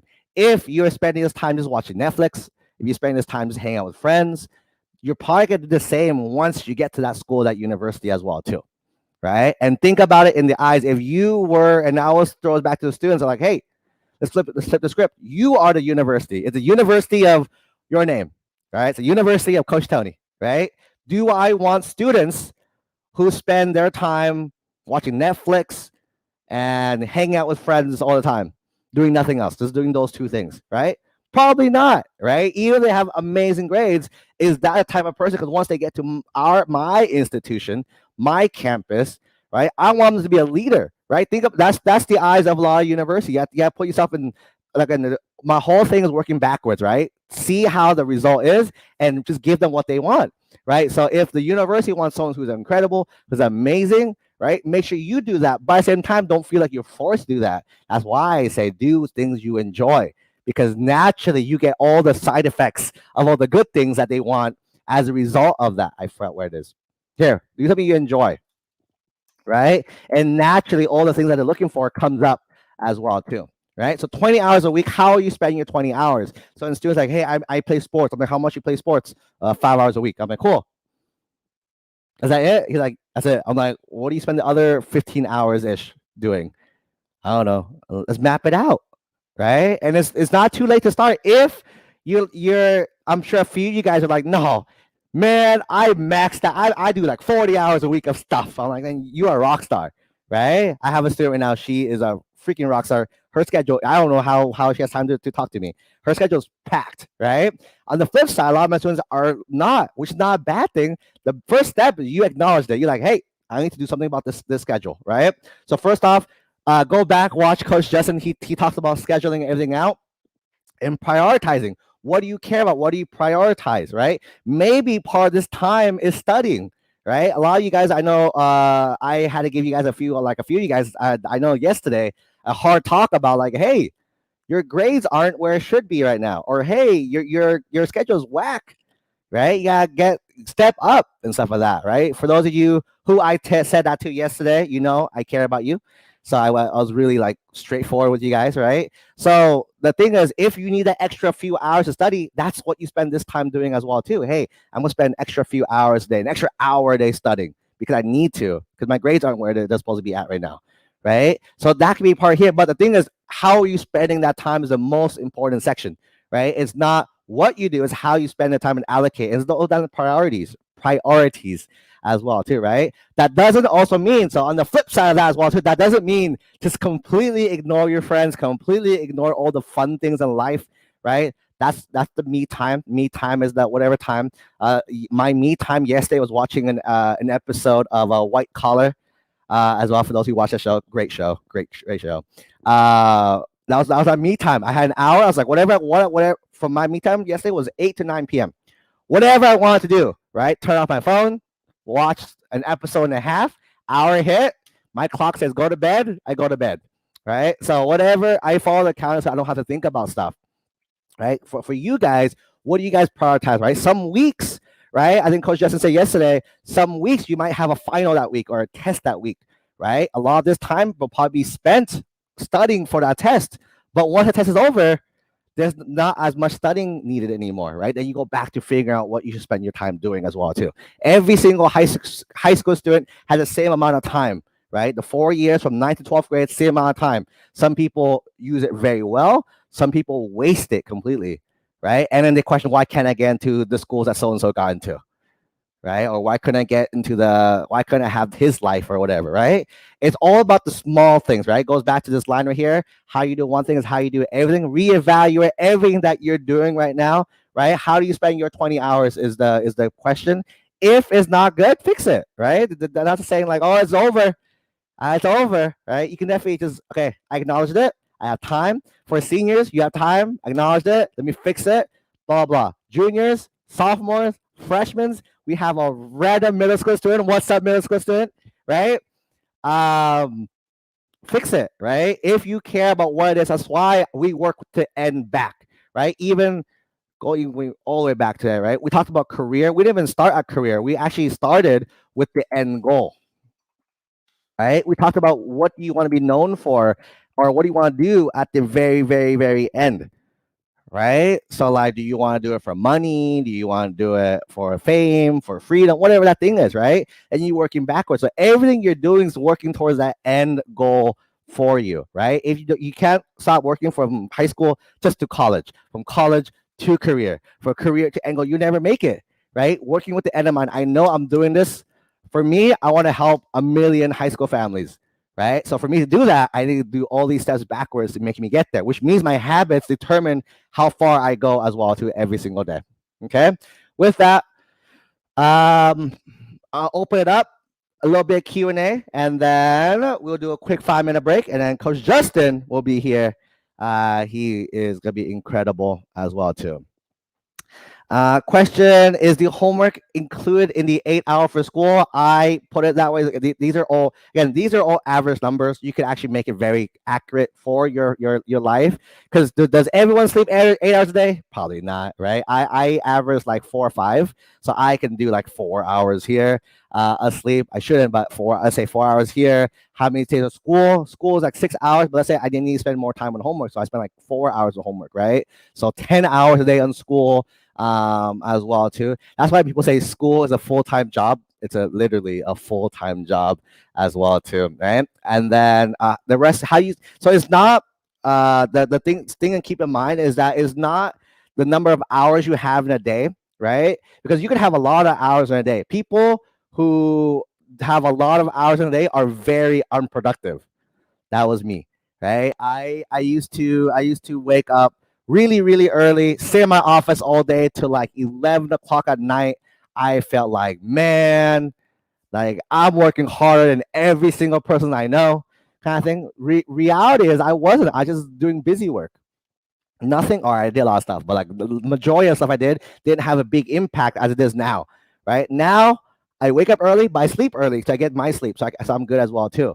Right, so everything has to play there as well. So that's his general rule. The main takeaway though is not the actual hours. The main takeaway from here is what are you using your leftover time doing, right? And the readers want to know that. That's what they're looking for in the activities section, right? Activity itself doesn't matter what you do. No, does not matter what you pick. There's no edge for anything that you do. You can do a paid summer program or a free summer program.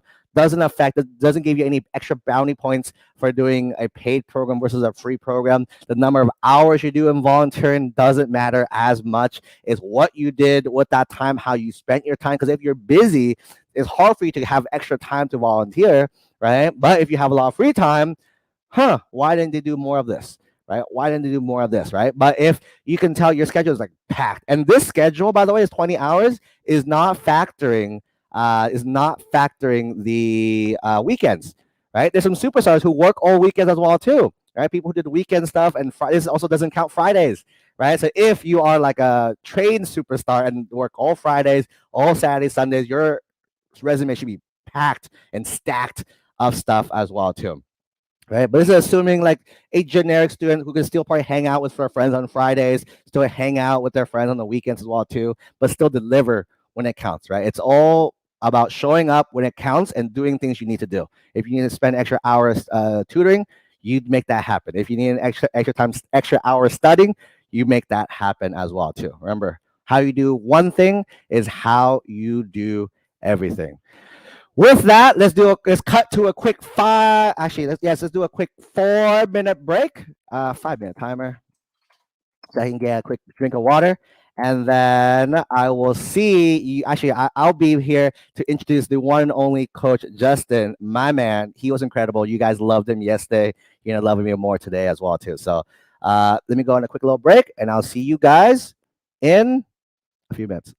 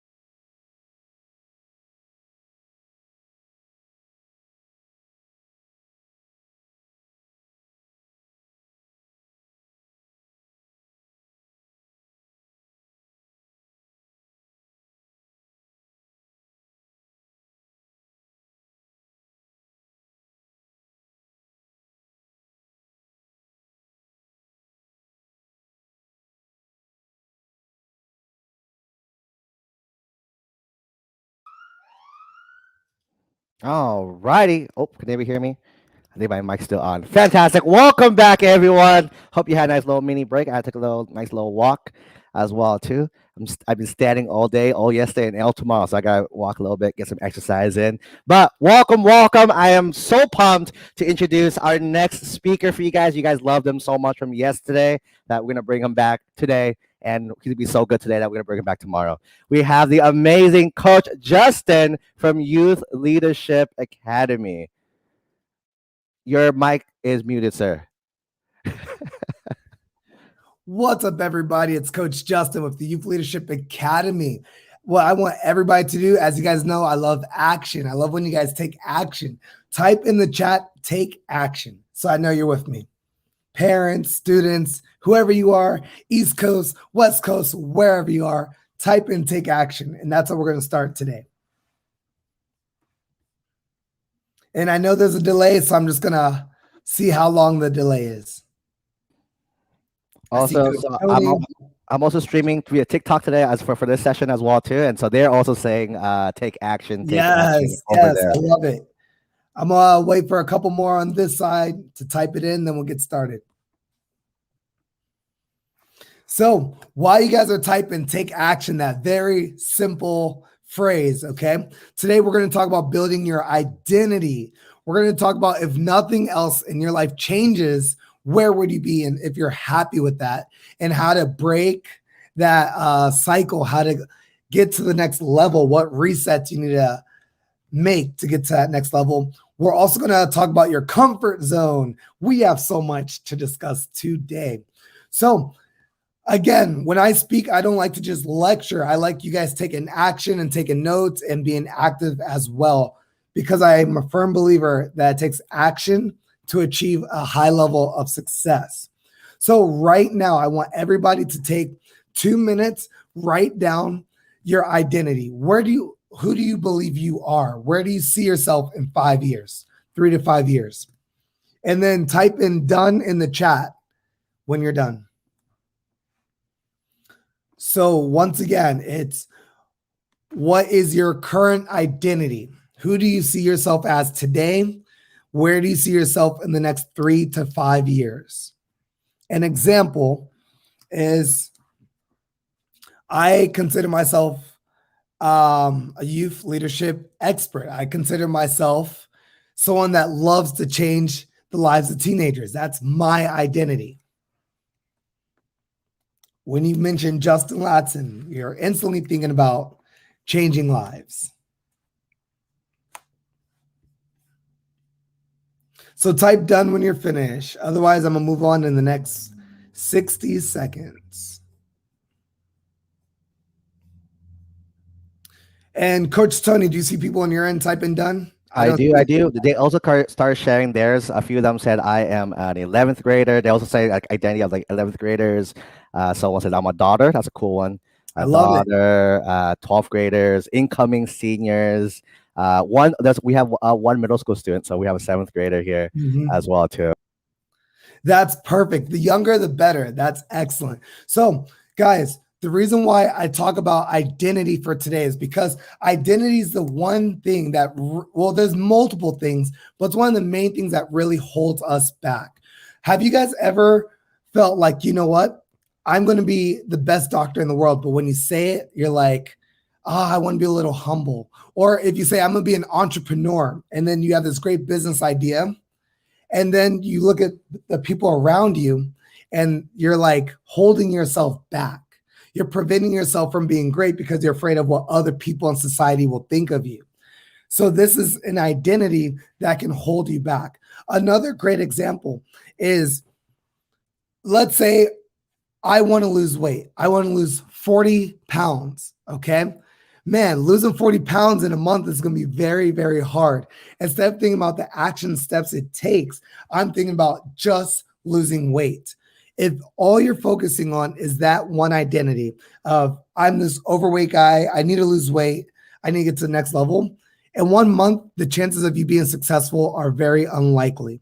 Now, what you guys can do is plug and play. It could be relationships. It could be finance. It could be your grades in school. It could be getting into the college you want to get into. So everybody write this down in your notes, okay? Your identity causes your action. I want to lose weight, which means I'm going to take action. Type in done when you wrote that. Your identity causes your action. 10 more seconds. And people on my feed, if you guys can type in as well. I'm not really seeing any action on my side, but all is good. All right, so next, right below that, right, your actions causes your habits. You know what? I want to lose weight. So what's the first thing I need to do is take action. I'm going to start eating healthier. Okay. So from 7 to 7:20, this is my breakfast time. And this is what I'm going to eat every single morning from 7 to 7:20. This is what I'm going to start eating. That is my habits. Okay. Another example, I want to get good grades. Okay, that's my identity. What's the action steps needed to get good grades? I'm going to study more. You guys know, everybody knows what they're doing, not enough to achieve their goals. Usually if you fail a test, you know that maybe I could have done my homework better. Maybe I could have studied better. Maybe I could have put more time into studying. So that is going to be your action steps. And breaking the action steps down creates your habits. Okay? Habits is something that you're on a consistent basis, okay? And then last, well, not really last, but second to last, underneath that, I want you guys all to write your habits, create results. So if I want to lose weight, I'm not going to lose weight just by wanting it, okay? I'm not going to lose weight just by, you know what, I'm going to lose 40 pounds in a month. That's not how you get to your results. And then you're frustrated a month later because you've been telling yourself you're going to lose weight. You've been telling yourself you're going to get good grades, but nothing is changing. So now that you know the identity, it's time to create some action steps. When you have action steps, you have habits. Type in, oh, yeah, if you're with me. Like, yes. Actually, type in yes. Why yes? Exclamation mark. If you're with me so far.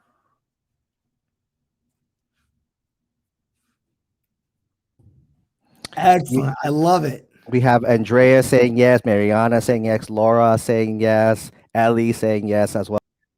You guys are rock stars. And then your results causes your identity. Okay. I lost 40 pounds. What's my next goal? I create a brand new identity. Yes, parents on my side and people on my side. Nikhil, LP, I love it. Coach Tony, of course, you're rock stars, guys. So successful people don't stay stagnant. And it's not because they're special. It's not because they have a silver spoon. It's not because they're any different than you. You are here right now. So that means you have the ability to be highly successful. What highly successful people do is they identify their identity. What do I want to be? Where do I want to be in the next 3 to 5 years? So I'm not the same. Okay. What action steps do I need to take to create my new habits? What habits do I need to consistently do to produce results? And then that result is going to make me a better individual because my next identity is going to be better than the one that I started off with. At first, I wanted to be a millionaire. Now I want multi-million dollars. This is just an example, guys. I got into the college I want to get into. You know what? Next, I want to be the president. I want to be the best doctor on the West or East Coast or in America. Say yes again if you're with me. So what I want everybody to do right now, take the time and write down again, where do you want to be in the next 3 to 5 years? And Coach Tony, for people on your side, if you don't mind reading what some of them say. And my friends, please take notes. Don't just keep this in this chat. Have a notebook with you and make sure you're taking these notes down.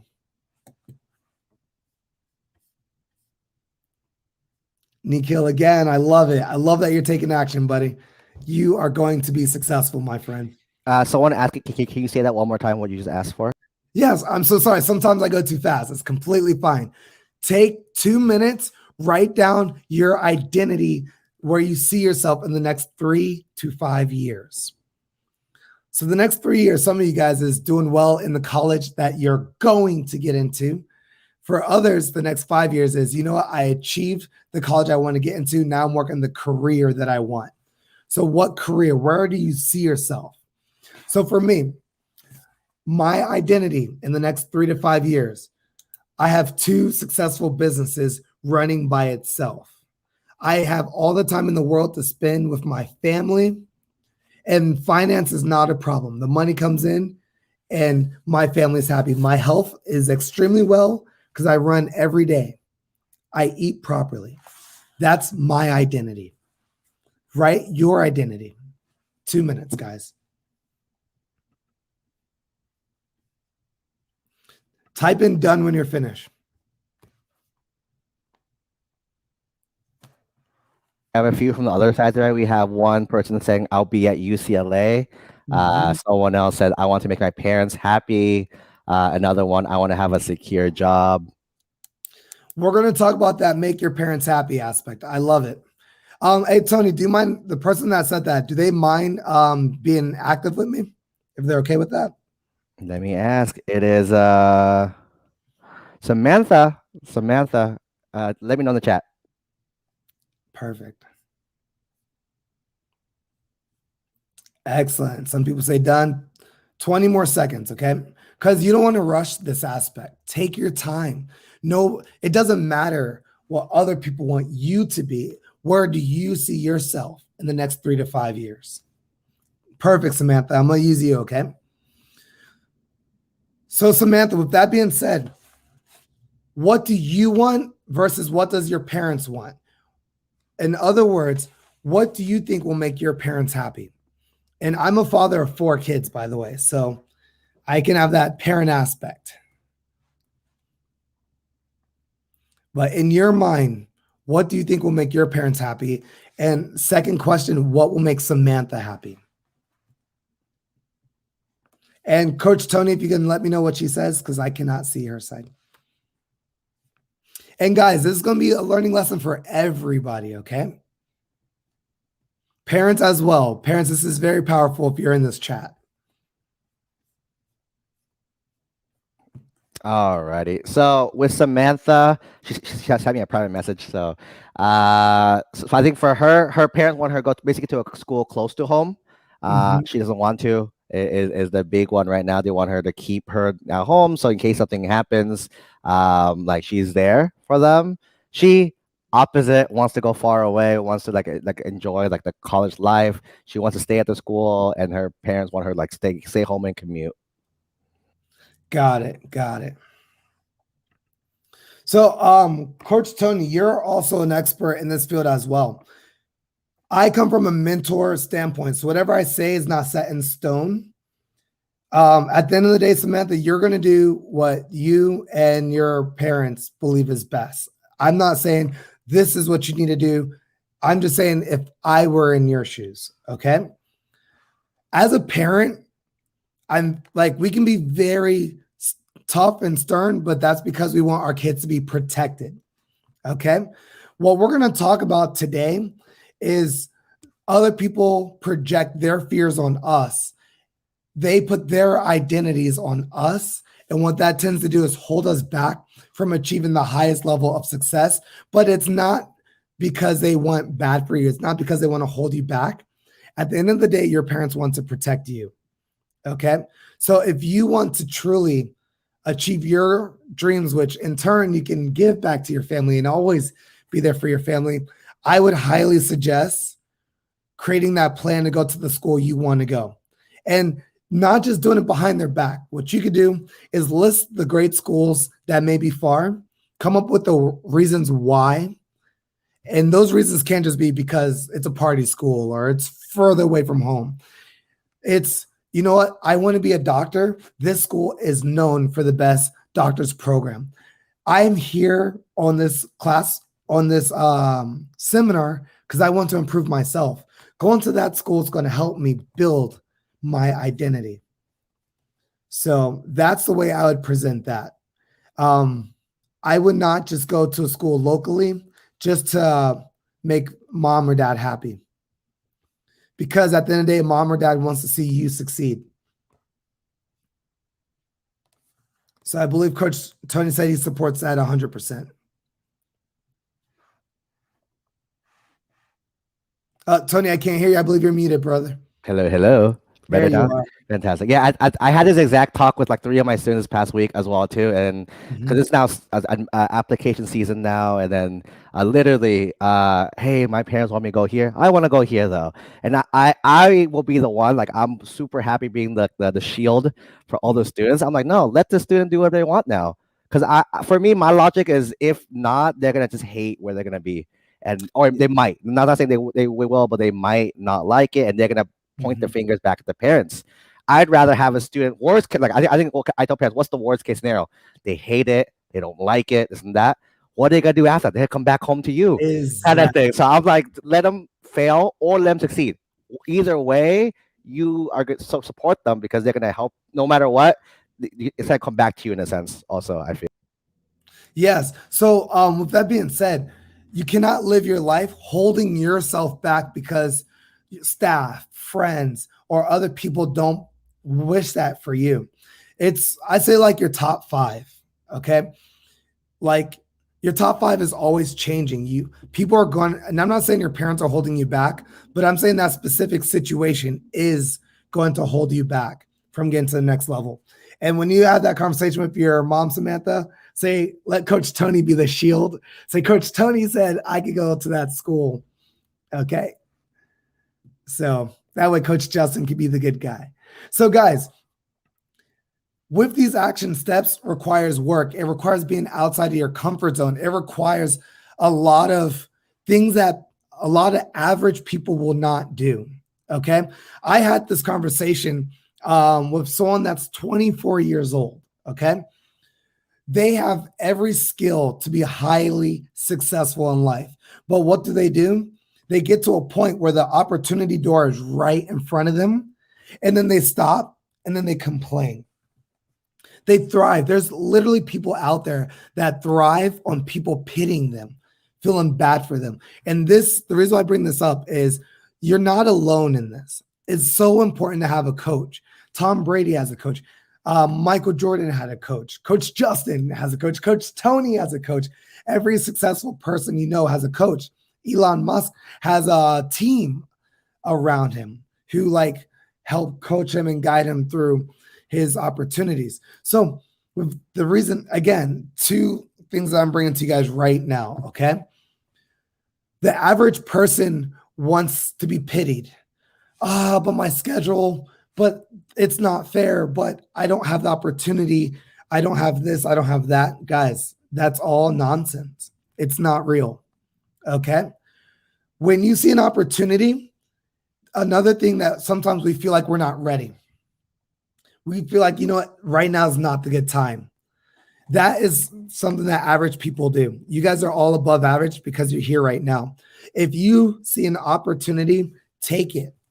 Take it. If you're in the school that you love, and then there's opportunity to join, what do you call it? An internship. Take it. Take those opportunities. Don't say, you know what, it's my first year. Let me slow down.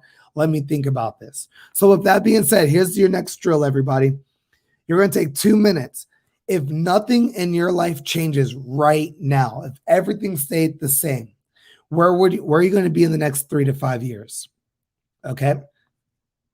So if you're not in your school right now, where would you be?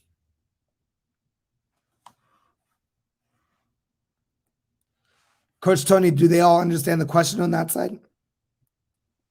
Yes. Perfect. I have one person who responded working so far.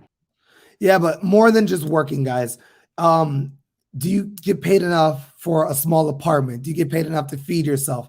Are you able to build a retirement fund? Like, get into, really dive in, guys. So before I opened my own business, I was working in dentistry, right? So I asked myself, and I was off work at 12 o'clock at noon, getting full salary. If nothing changed and I didn't follow my dreams, would I truly be happy? My answer was no. And I really wrote down, if nothing else changed, details. What do you feel? What do you see? Are you able to take the vacations you want to take? Are you able to change the lives you want to change? I want to change 1 million teenagers' lives. That's my life goal. Working in dentistry is not going to do that. I may make some white teeth, but it just wasn't my destiny. So type in done when you're finished, okay? This was one really good one. So this person, I think, comes from like an immigrant family, so that they won't be able to take their family out of poverty.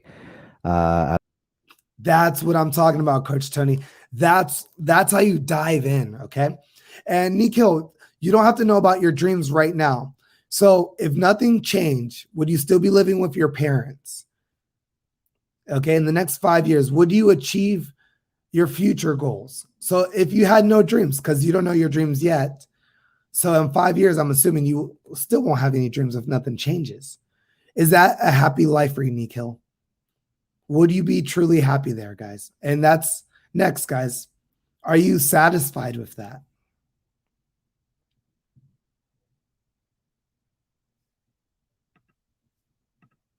Type in yes or type in no if you're cool with that. If you're okay with living your average life. And I say average life because a lot of you guys are young. You guys still have so much more life to live, so it is average. I'm seeing a bunch of no's on my side. I love it. I love it. So, guys, this is what you got to do when you feel stuck. Okay. This is something, and Coach Tony and I did not talk about this prior, but when you reach a certain level of success, when you reach a certain level of goals that you want to accomplish, you run into this wall. Okay. And then breaking that wall's either going to cause you to want to be pitied, to want to not take on opportunities, to want to feel bad for yourself, or it's going to cause you to lay out your action steps to create the habits and then to break down that wall, which in turn gives you results for a greater level of success. Everybody write this in your notes. Okay. Every level of success requires a reset. So, for example, what made you your first $100 is going to take more to make the next $1,000.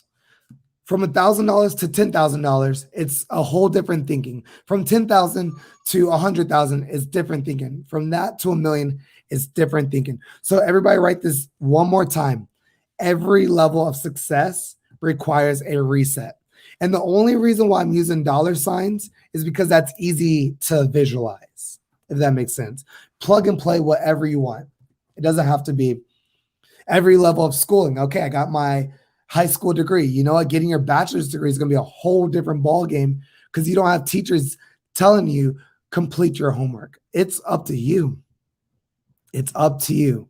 And then from bachelor's degree to graduates, it's like to master's is a whole different ball game. You have to be in your books without someone telling you. Okay? So guys, here's what you guys are going to do, okay? I'm going to do it first. Draw a circle. It's not a pretty circle, but draw a circle. Super, super easy. Inside that circle, at the top, you're going to write comfort, comfort zone.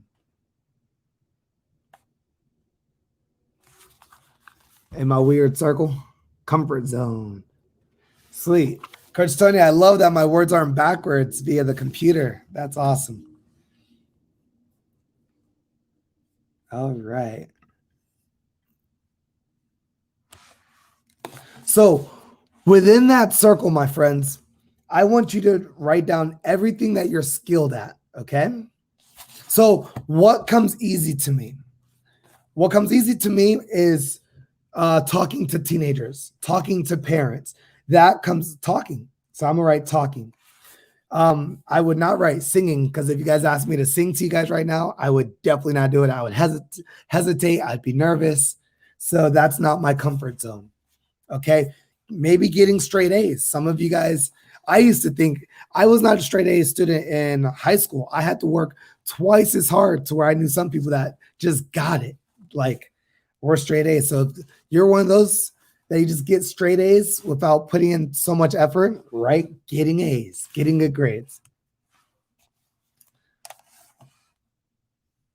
Type done when you're finished. And Nikhil, before I finish my course today, I'm gonna help you come up with some dreams, okay, buddy? I got you. I want everybody to leave this course much better than the way they started. All right, so 2 minutes. Try to list as many things as possible.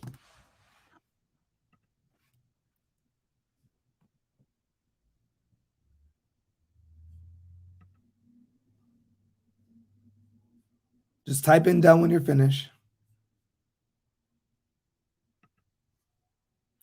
And let me know if I'm going too fast for you guys. Perfect. I love the clock. Yes, 1:45.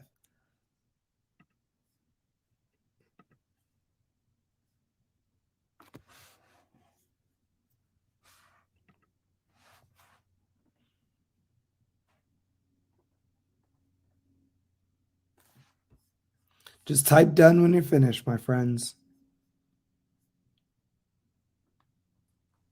We have a few folks over here that are done on my.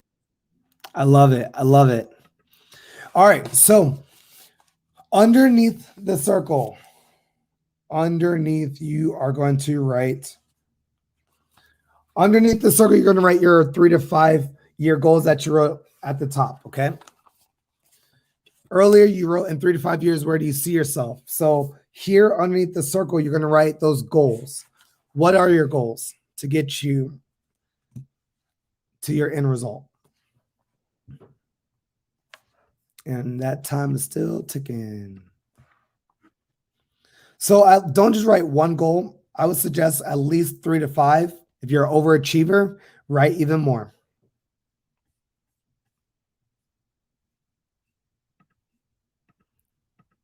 Give you guys 1 more minute.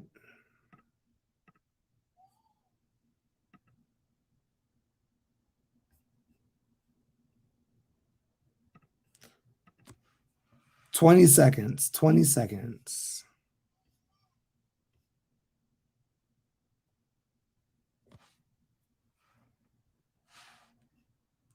Excellent. So above the circle, I want you guys to write what's preventing you guys from achieving those goals right now. Preventing.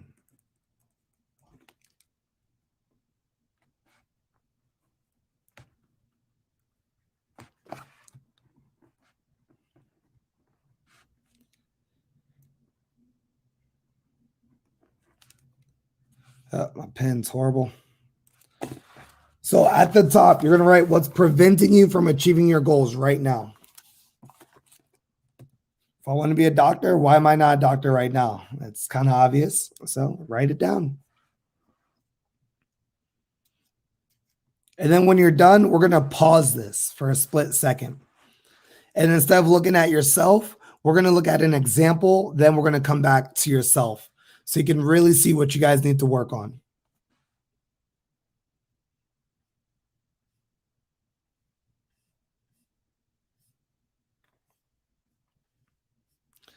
All right. So again, a lot of action steps. I love that you guys are really working, really working. Now, instead of writing in your notes, I want you guys to type in the chat. Okay. Why do you think the person sitting in the back of the classroom that knows the answer does not answer in front of the class? So another way of me asking this question, why do you think people are too shy when they know the answer, when they believe they know the answer? Why are they too shy to raise their hand and have the teacher call on them?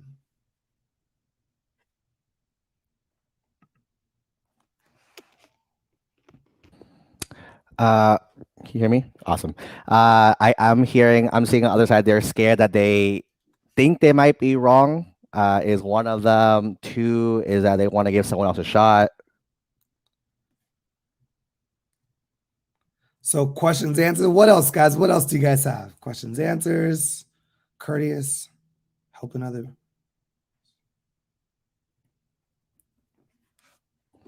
One person's just shy. They don't like speaking up in class.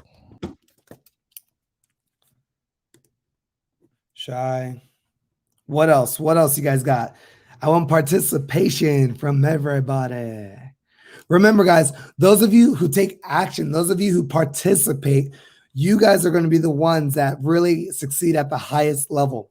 If you're just sitting in this, just listening, you're only going to get about 80%.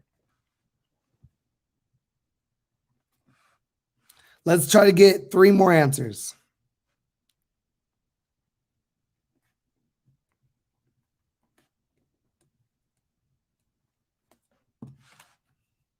One more I got is they're scared to be like a know-it-all, like to be known as the know-it-all person.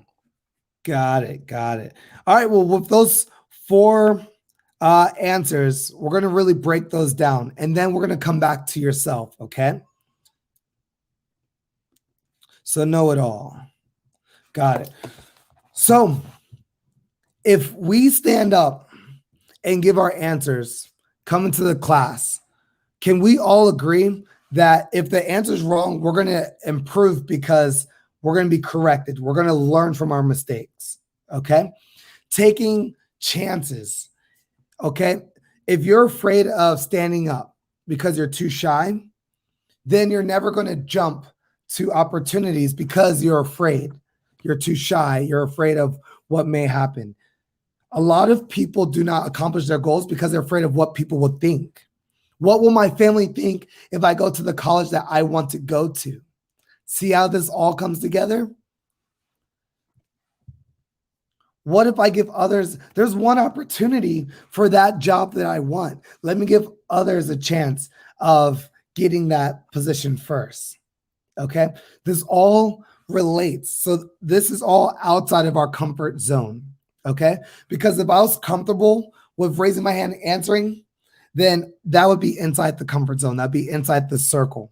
So now coming back to your circle, your comfort zone, your goals, what's preventing you. What I want you to write outside that circle is everything that you think is holding you back. So pretend you're that shy kid. Why are you not raising your hand and answering confidently?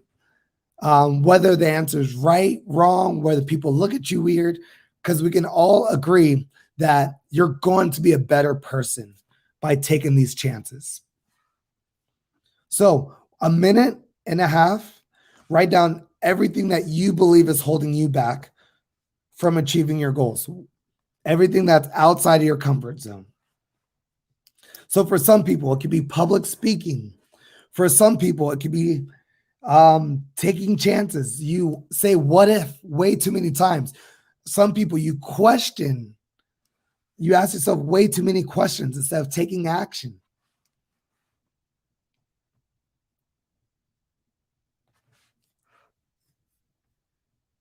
And Nikhil, that's great. So I'm assuming you're not shy though. So if you're not the shy kid, then that's perfect. But Nikhil, if you knew somebody that was shy, then why would they not answer the question? And can we both agree that if that person was shy and they raised their hand and they answered it, whether the answer was right or wrong, they're going to be a better person because they're going to overcome that shyness. Do you agree? The objective is to make ourselves better individuals.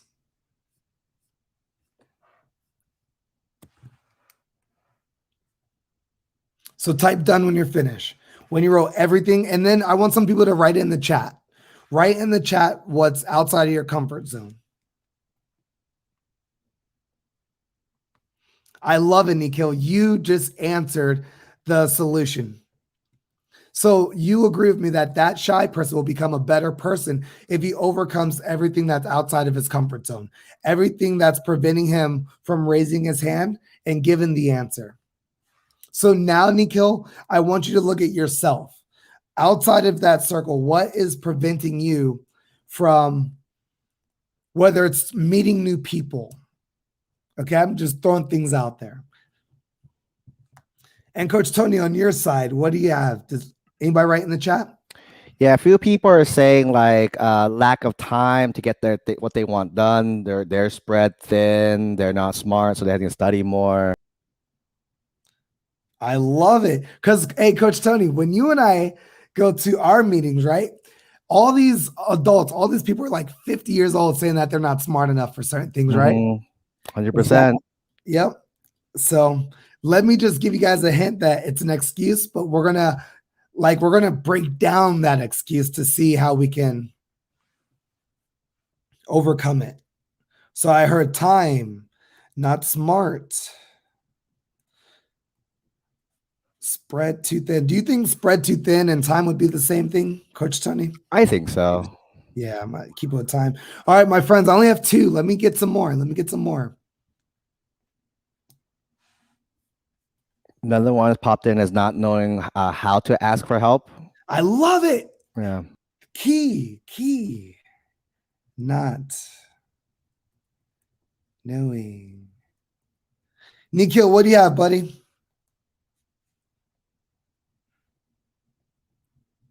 Since you're the only one typing on my side, man, you're getting that extra, that special attention, man. Use every bit of it. If I was in your shoes, I'd be asking questions away. I'd be going to town with my questions. How to ask for help. So I have 1, 2, 3. All right, guys, let me get 2 more. Then we can move on. 2 more.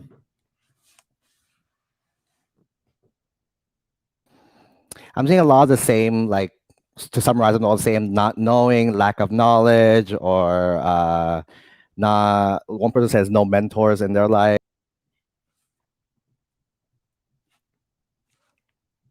I need one more. 1 more.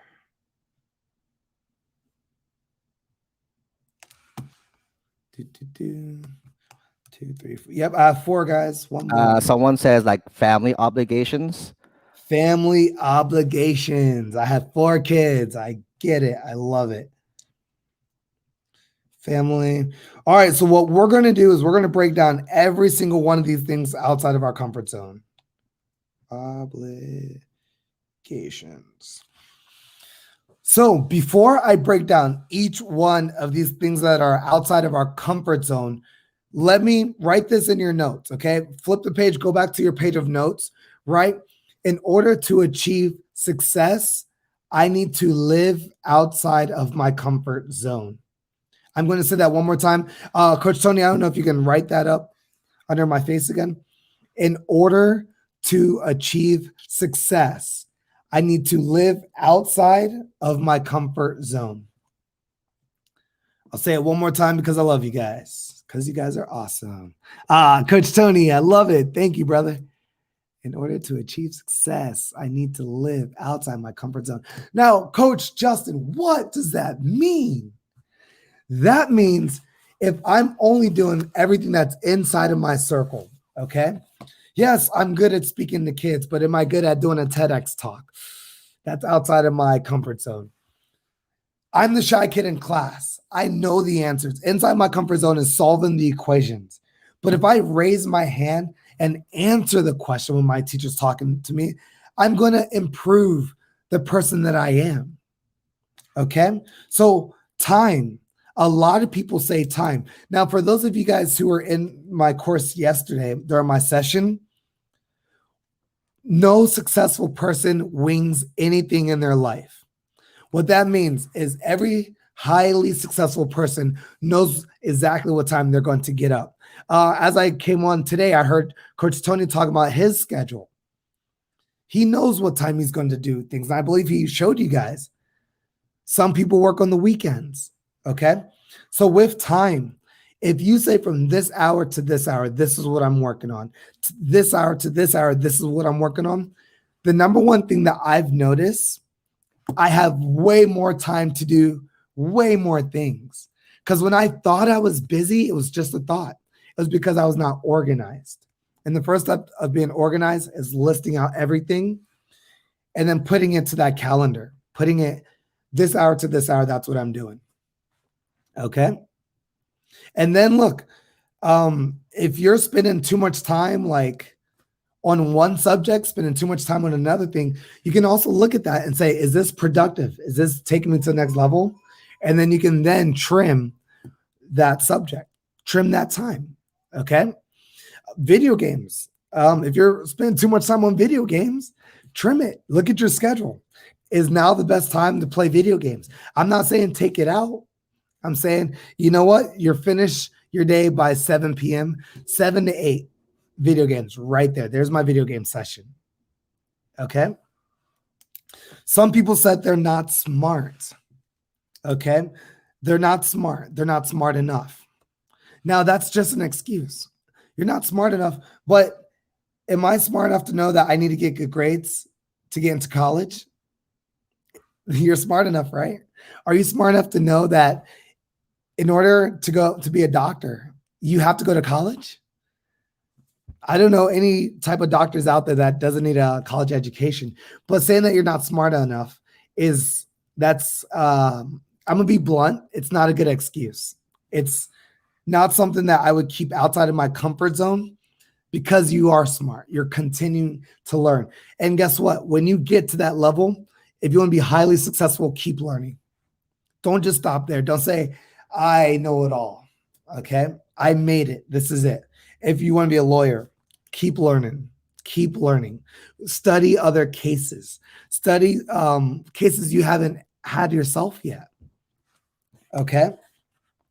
Now, not knowing how to ask for help is a big one. I went to George Mason University, and one thing that I wish I knew when I was at George Mason is that there's tutors everywhere for free. I literally waited my senior year to figure this out, by the way, which, you know what? Not knowing how to ask for help, man. I did not know, because when you're in high school, everybody that had a tutor that I knew, their parents were paying hundreds of dollars a month for it. So when you're someone like me that comes up very middle class and didn't really know that that was a resource, so I was stuck on a subject in math. And then they're like, you know what? Go to this location at this time. And there was tutors like crazy. Everybody coming to me to help me with that subject. So if you don't know how to ask for help, the first thing you want to do is find a mentor or a parent, somebody that can guide you in the right direction. Okay. Social media. If you want to be a doctor, type in doctor. And then you can see like all the different doctor groups. And then just ask your questions to those groups. Hey, what college do you recommend for this? For real estate investing. Okay. When I first started, I knew nothing about it. But then if you go to social media, type in real estate groups, they'll all pop up. And that's how you can find a mentor as well for the specific subject you're looking for. So once again, in order to find a mentor, in order to ask for help properly, I'm starting with my parents. Hey, mom, hey, dad, where do I go to find information on investing? Where do I go to find information on math? Things like that. And then guess what? Everybody knows www.youtube.com, right? YouTube it. YouTube. Okay. And then just keep the thread going. Okay. Now, family obligations. Okay. Once again, I'm a father of 4 and I run 2 businesses and I still have so much time. And I'm here with you guys, and I'm absolutely lucky and privileged to be here with you guys. I'm very honored. This is, thank you for allowing me to be here with you. Family obligation goes back to having a timeline of what time to what time you're doing what. Some of my current students in the Youth Leadership Academy say that they have to babysit their sibling. Well, your baby sister doesn't go to school with you. Okay. So really, your baby sister should not be up at late at night, the time that you're up. So really writing down, what time does my parents need me to watch my sister? And then when you write that down and visualize your free time, your availability, you're going to realize you have more time than you think. Because if you're just thinking, I don't have time or family obligation, instead of laying it down, it's hard to be a high-level thinker. It's hard to be highly successful. And that's something you're going to hear a lot from me. Okay. Guys, I am chugging. Let me know if you guys need me to slow down. Everybody write in the comments. I I get it, right? I get it if you're following along with me.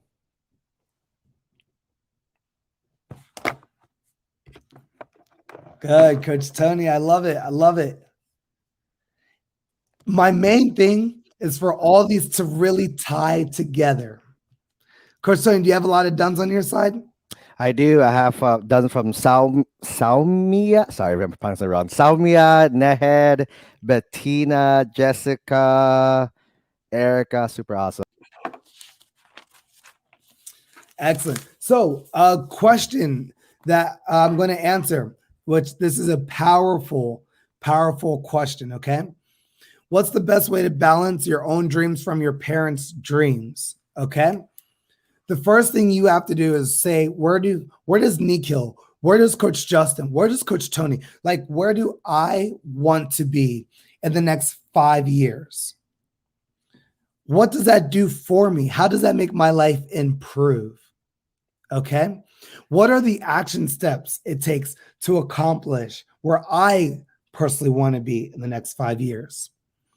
And then draw a line underneath that and say, where does my parents want me to be in the next 5 years? How will I feel? What will I see? Okay. And then draw out the action steps to get there. At the end of the day, if you're happy doing what you love and it pays the bills and it can support your family, then you're happy. Like, I don't feel like I go to work. Coach Tony, how do you feel when you go in to teach your classes and things like that? For me, Coach Tony, how do you feel? Does it feel like a job to you? No, sir. Now, this is all jokes aside. I went to George Mason because my parents wanted me to be a lawyer.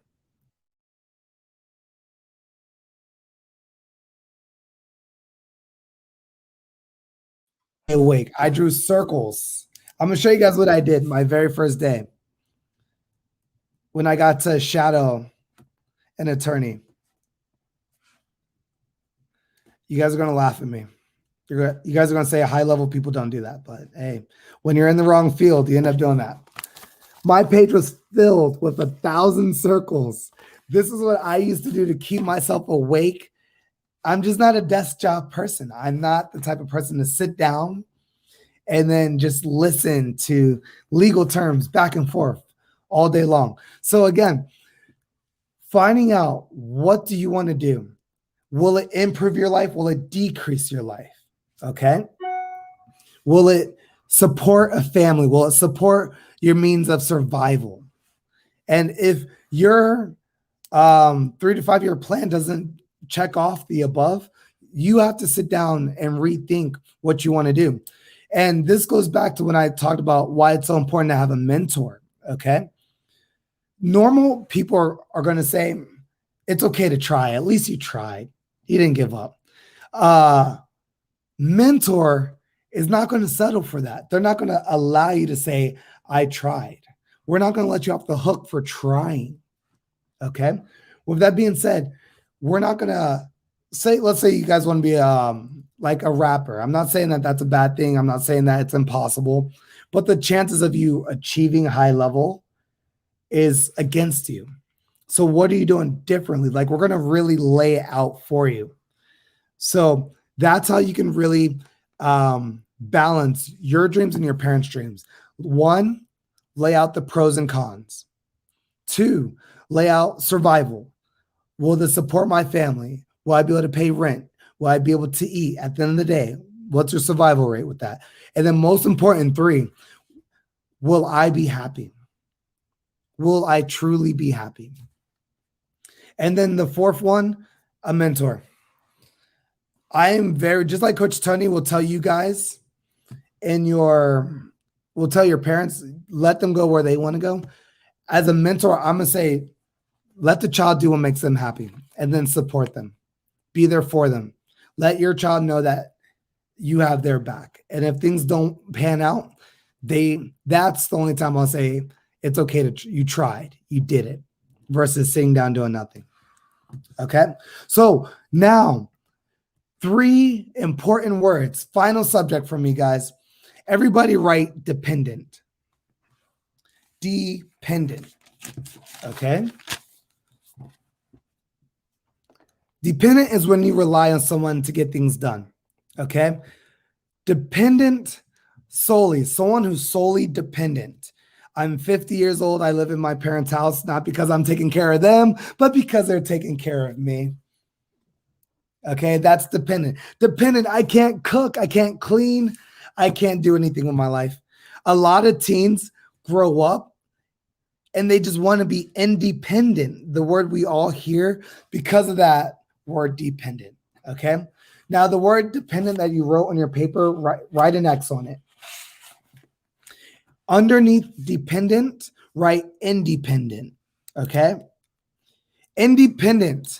You know what? I'm going to open a business. I'm going to be the accountant. I'm going to teach all the classes. I'm going to clean up and mop. I don't need anybody. I am independent. Coach Tony, sit back. I will talk the entire day. I got this. I don't need anybody. I'm independent. This is the flaw that a lot of teenagers make. Okay. And it's not your fault. It's because the third and final word that I'm going to say you haven't heard before. Okay. I don't need mom and dad to help me with anything. I'm going to make my mistakes and I'm going to fail backwards because that's the way I'm supposed to be independent. It sounds crazy when you say it out loud, but a lot of teenagers think like this. I could stay out. I could take the car out as late as I want because the worst drivers aren't driving at night. Oh no, I'm independent. My chances of falling asleep behind the wheel are higher at night, but I don't need to listen to mom and dad. I got this. I'm going to go to college. I'm going to go far, far away from home. And when I get hungry, I'm going to starve because I'm independent and I didn't learn how to cook. You guys get what I'm saying, right? Now, everybody, with that word independent, write an X over it. Now, the word that I love, Coach Tony, if you don't mind blasting this word, is interdependent. Interdependent. Everybody write that down in your notes and draw a circle around it. Interdependent is when you rely on yourself and others to achieve a high level of success. Okay. I know that with all my businesses, I cannot do it if I don't have a team that's better than me, but it's my business. I still hire people that are better than me. You know what? You're good at accounting. I didn't do too well in accounting, but I heard you're the best. You're hired. You're good at talking to people, but I'm really good at talking to people. You know what? You're hired because you're better than me. What's that going to do? What do you guys think that's going to do? You guys are going to sail so quickly. You know what? I'm going to go to college. Hey, mom, I can't cook. I'm really, really bad at this. You know what? Come visit. Come. And you know, every time mom and dad visit to college, they bring care packages. That's one thing Samantha, you're going to love looking forward to when you go to the college you want are those care packages. Those care packages don't come when you go to college right around the corner. I learned that the hard way. Okay. The care packages are the best. Being a teenager, being a young adult, you guys need to learn to trust your mentors, trust your parents, because when they say things you don't want to hear, they're not saying it to be evil. They're not saying it to be mean. They're saying it because they care. Samantha, your parents want you close because they care about you so much. I have 3 boys and I have a daughter on the way. I am going to be the biggest helicopter parent ever. Okay. But at the same time, I'm going to allow her to follow her dreams, even though it's going to tear me up on the inside because I won't be able to keep her safe. So Samantha, if you can hear what I'm saying, that's why your parents are most likely wanting you to stay so close. It's not evil. It's not that they're selfish. It's not that they're fully dependent. They just want to be there for you. But the hardest thing as a parent is to let go. Let their child grow their wings. And then you need to learn, Samantha, to call your parents more often. Go to your parents for that help. Someone wrote, outside of their comfort zone is finding help, asking for help. Do it. Just do it. Live outside of your comfort zone. I have 4 minutes. That wraps up my speech. Do you guys have any questions for me? Okay. And of course, I'm going to do like a 1-minute run through of everything I said. But first, I want to answer questions. Coach Tony, do you have questions on your side? I'm still waiting for questions to roll in, but Samantha says thank you so much. That really helps her out. Of course. Hey, I'm a coach. Coach Tony's a coach. And guys, follow me on Facebook, Justin Latson, or Youth Leadership Academy. Type in Youth Leadership Academy. I drop knowledge every single day on the Youth Leadership Academy. If you add me on Facebook, then I'll add you to the group. I know I'm old. A lot of you guys don't do Facebook. So believe it or not, today I did hire a social media expert to help keep me active, because I'm interdependent and I know that I won't do everything on my own. Okay. So Coach Tony, while the questions are coming in, I'm going to do a really quick run through. Okay. My speech today was to build your identity. Okay. Who are you? Where do you guys want to be in 3 to 5 years? If you guys look at the bigger picture and say, I want to be a doctor, I want to be a lawyer, but you're not taking the action steps it takes to get there, guess what? You're going to be broke. You're going to be broke. You're not going to achieve your true identity or who you truly want to be. So your actions causes habits. Your habits causes results. Your results build your brand new identity. And having a mentor in your life is the number one thing I want you guys to get out of this. I'm a mentor.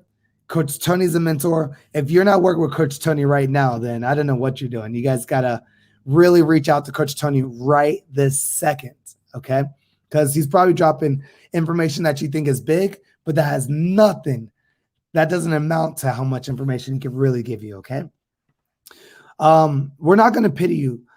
Successful people won't pity you, okay? Your feelings, that's cool. The reason why you're not taking the opportunity, that's cool. We don't care. Take your opportunities, okay? Don't live off people pitying you. Take action, okay? Be successful. Don't just talk about it, okay? If nothing else in your life changes, where would you be, okay? That's average. If nothing else in your life changes and you're so young, you're average, okay? Always want to improve. And the way to improve is to hit that reset. The way to reset is list out, if nothing in my life changes, where would I be? That's my reset button. Everybody write that in your notes. To reset, when I feel like I hit a brick wall, what you're going to feel, man, I've achieved a lot, but I'm stuck. I don't feel motivated anymore. Your reset button is write down, if nothing in my life changes, where would I be? And then under that, where do I want to be? Boom, drops mic. Okay. Your comfort zone. Don't live inside what's comfortable for you. If you get straight A's, great. Do something that improves the person you are. Answer more questions. Reach out to other people to teach other people. All that should be outside your comfort zone. Last, don't be the dependent 50-year-old living with your 80-year-old mother or grandmother, okay?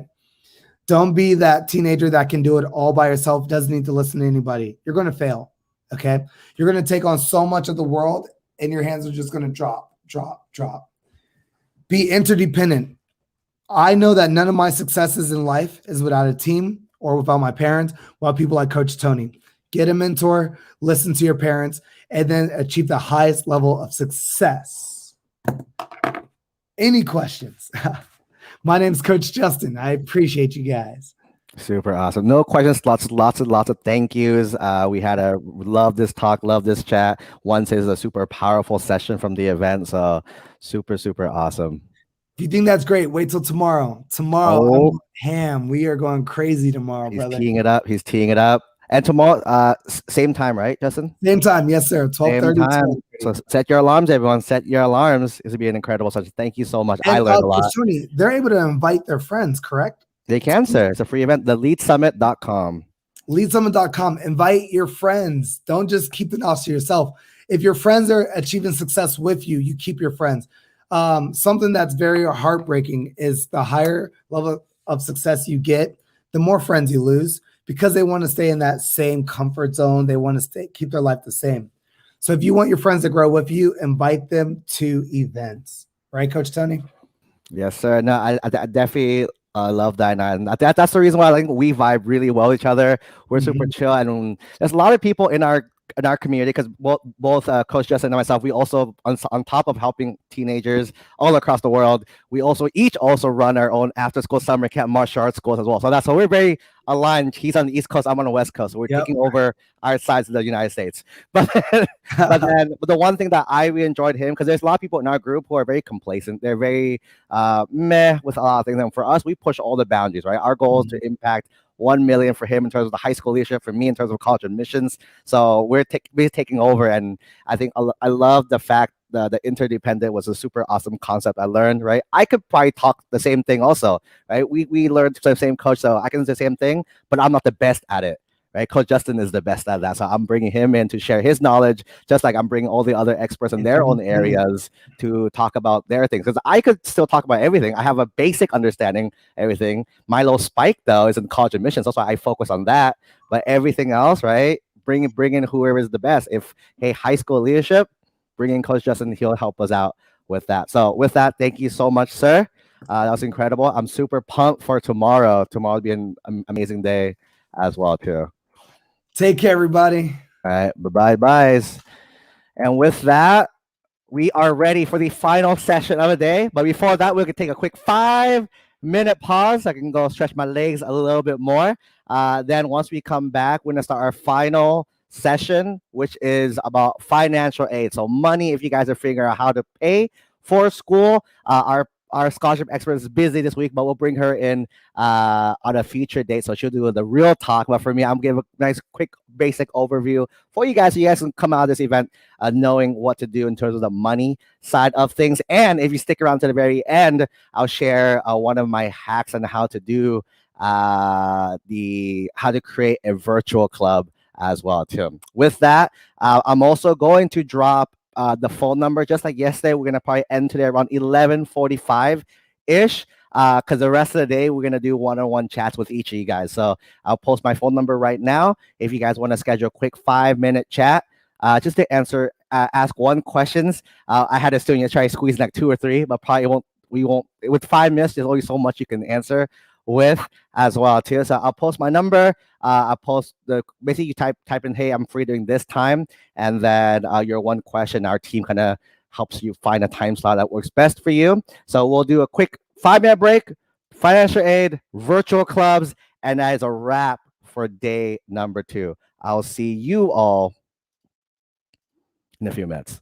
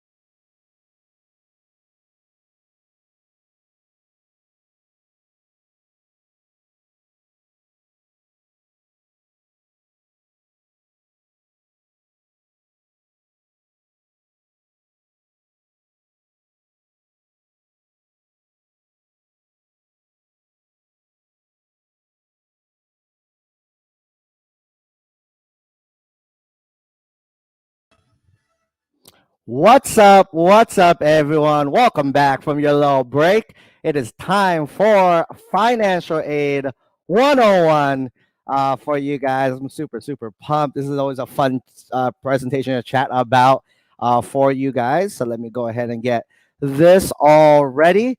And right now, what's your skill level? Where do you guys staying with financial aid? What do you know? What do you don't know? Maybe that helped me kind of gauge what to focus on or what to chat about in this session.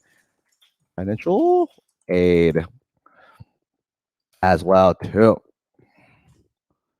Cool. All right. Someone says all of it. All of it. Fantastic. We'll go ahead and chat about all of it as well too. So boom. We are cool. Financial aid 101. We'll do a quick introduction on all things financial aid. So basically the first thing financial aid thing you need to know is that it helps pay for school. Very simple topic, very simple concept as well too. It's going to help you pay for school here. There's many forms of financial aid. There's a few main forms, right? The first one is going to be grants. Another one is loans. Another one is work study.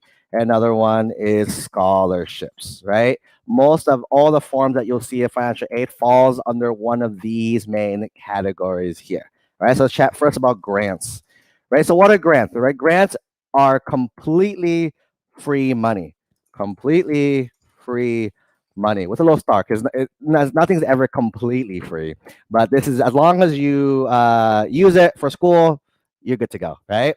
So completely free money there, right? There's two types of grants. There's the federal, they call the Pell Grant, and the state one. So example, the Cal Grant for those of you guys in California, right? So the Pell Grant or the Cal Grant, this is based off need, right? The Pell Grant is based off financial need. So this is based off mainly income, right? So the more money your family makes, the less grants you get. The less your family makes, the more they get as well too. Okay, so that's that.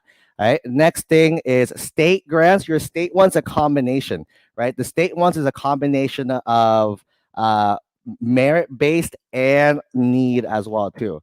Oops.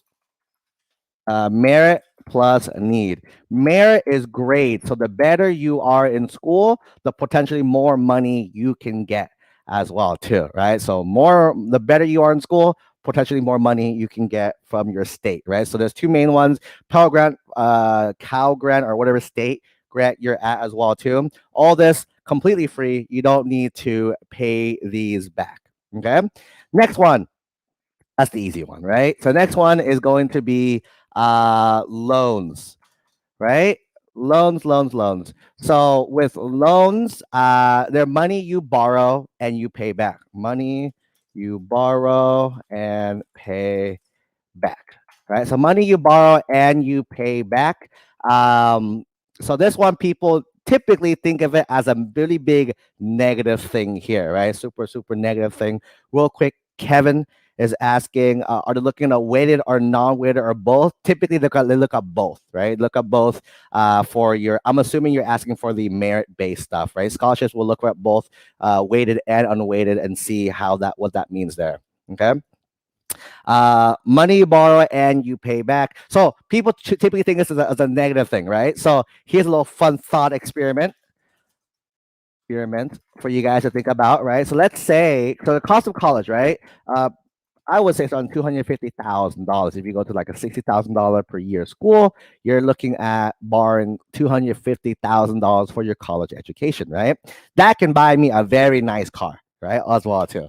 So option one, right? What if you get it for a nice car, exotic car, right? You use that money. Hey, you go to the bank, get approved for a loan for $250,000. Then you go and you buy a car with it. What happens once you drive that car off the lot? What happens? It drops, right? It drops. It depreciates, in value. The value of the car drops as well too, right? Depreciates in value, right? And as the more you drive the car, will the car ever go back up in value? Probably not, right? It'll probably just keep depreciating, keeps depreciating as well too. Right? So that's the first option, right? Second option, option two, let's say you invest it in your college education, right? You invest it in a college education there, right? College education. So let's say you take the $250, put it in your college education. After 4 years, once you earn your college degree, is your value worth more or your value worth less? That's right.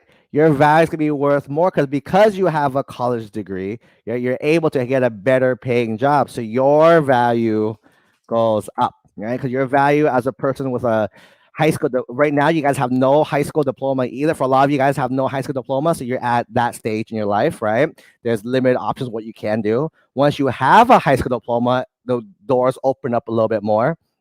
Once you have some college, more doors open up, and once you have a bachelor's degree, more opportunities open up as well too. So as you see that once you get your college degree, your value goes up, right? Your value goes up there, right? What happens after that, right? What happens after that, right? What happens over time, right? Because your value goes up, you can earn a better salary or better pay, right? You can make more money with a degree as well too, which means you can probably pay off the loans easier, right? You can pay off the loans easier because you have a higher paying job there.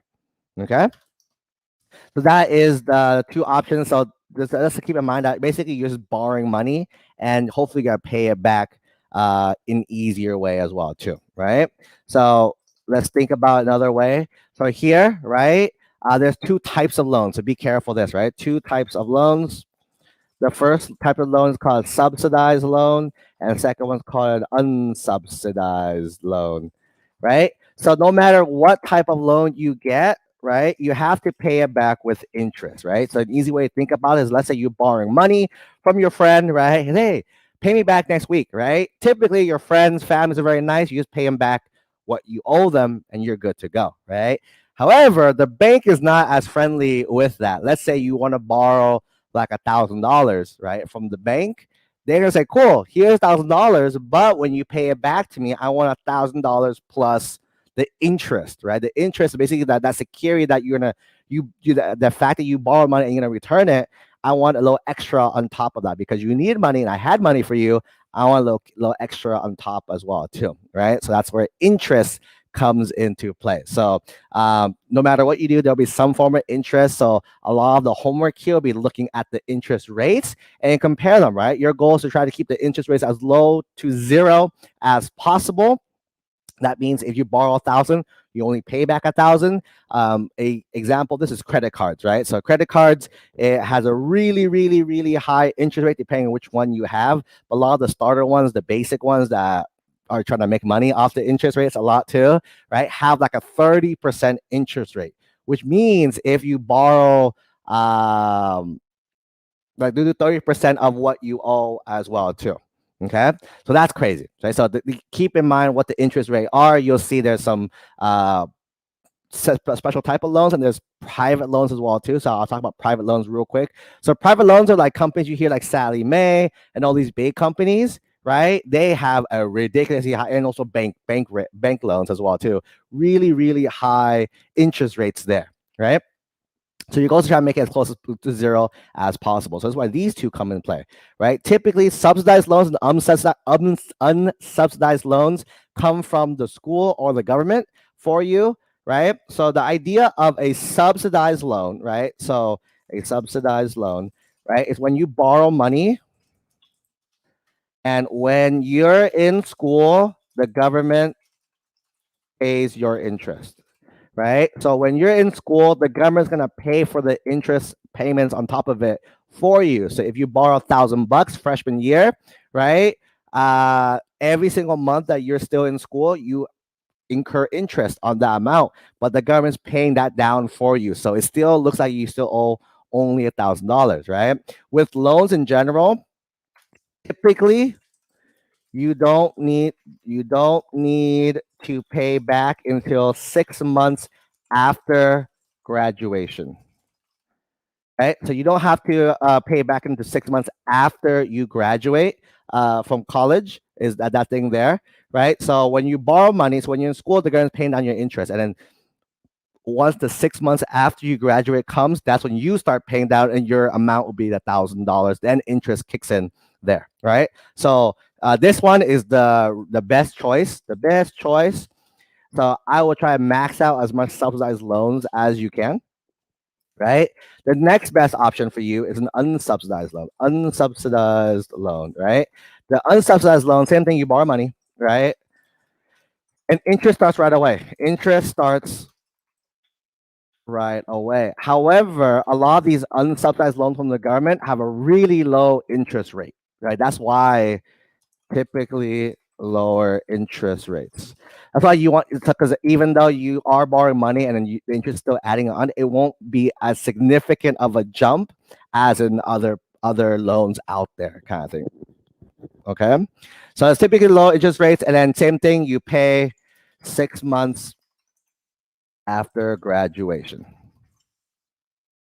Cool. And there's ways to split this out, so you can do it 6 months, 12 months, 24, no, or like split the term kind of thing. I've been seeing there's like 5-year ones, there's 10-year ones, there's 15-year ones as well too. So you can stretch out the payments, make them smaller. Just know that because they're longer, they're gonna still tack on that interest payment. So you actually, the longer you pay, the more interest you pay as well too. Right, just keep that in mind there, right? The next formal loan that I don't recommend as much or at all when you can are like the private loans, right? Private bank loans. There are companies out there that they want you to use them, right? Their approval rates are much higher for this to let you borrow more money, but in return, they have high interest rates. Right? Really high interest rates. You gotta be super, super careful of which ones you go with. Make sure you know the terms of it. Don't miss any payments because then tack on random fees and random things on top of that as well too. But again, it is still an option for you if you want to invest in your education. And then that's what the big mindset is, right? The mindset this is you're investing in your education, right? So it's like, for example, a lot of folks now are just like into the old investment game of like the cryptocurrencies with investment housing and get a house to rental properties and that, right? They're all forms of investment, right? And you just know like certain things are more secure. Like if you get a house, eventually a house is going to go up in value.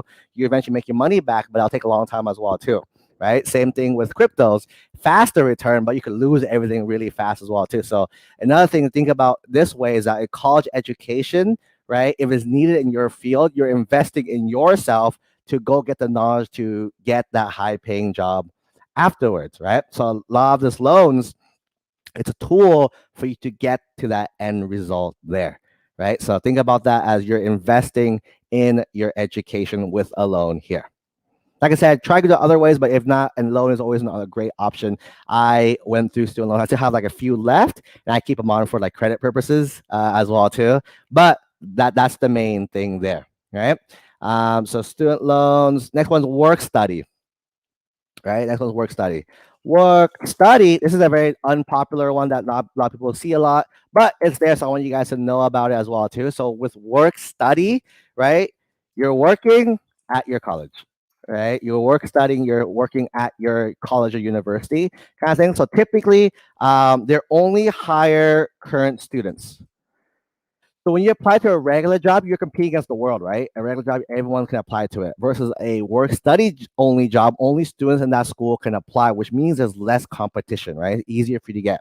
Typically, there's higher pay, right? They pay a lot higher. My first job out of college years ago was like $18 an hour. My roommate eventually got to like $50 an hour doing work study jobs. They pay a lot higher. And the reason why, right? So you guys want to know, it's a fun fact to know, is that with work study jobs, the employer is actually paying only 50% of that wage, and the government subsidizing the other half of it, right? Which means that like if I can hire a random person, I pay them 40, for example, and that's completely out of my pocket, or I can do a work study job for 50 and I'm only paying 25 as an employer, right? So I'm saving money and I'm able to offer a higher paying job as a result of the work study commitment thing, right?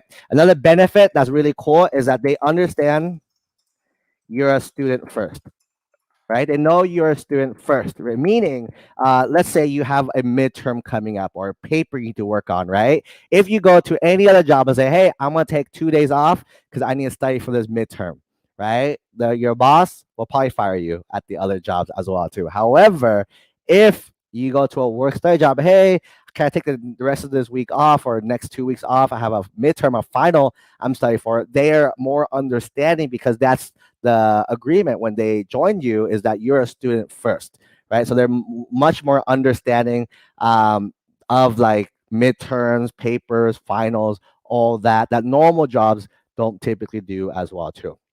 Okay, with work study, there is a limit to how much you do though. Limit to how much? It's a few $1,000s worth of work, depending on how much you get, right? But then you work only up to that max number per year, and then your employer can choose to hire you as a regular employee afterwards, or they might end your work study. Typically, it's the second one. My roommate got to keep his. They paid him regularly, like like normal payroll.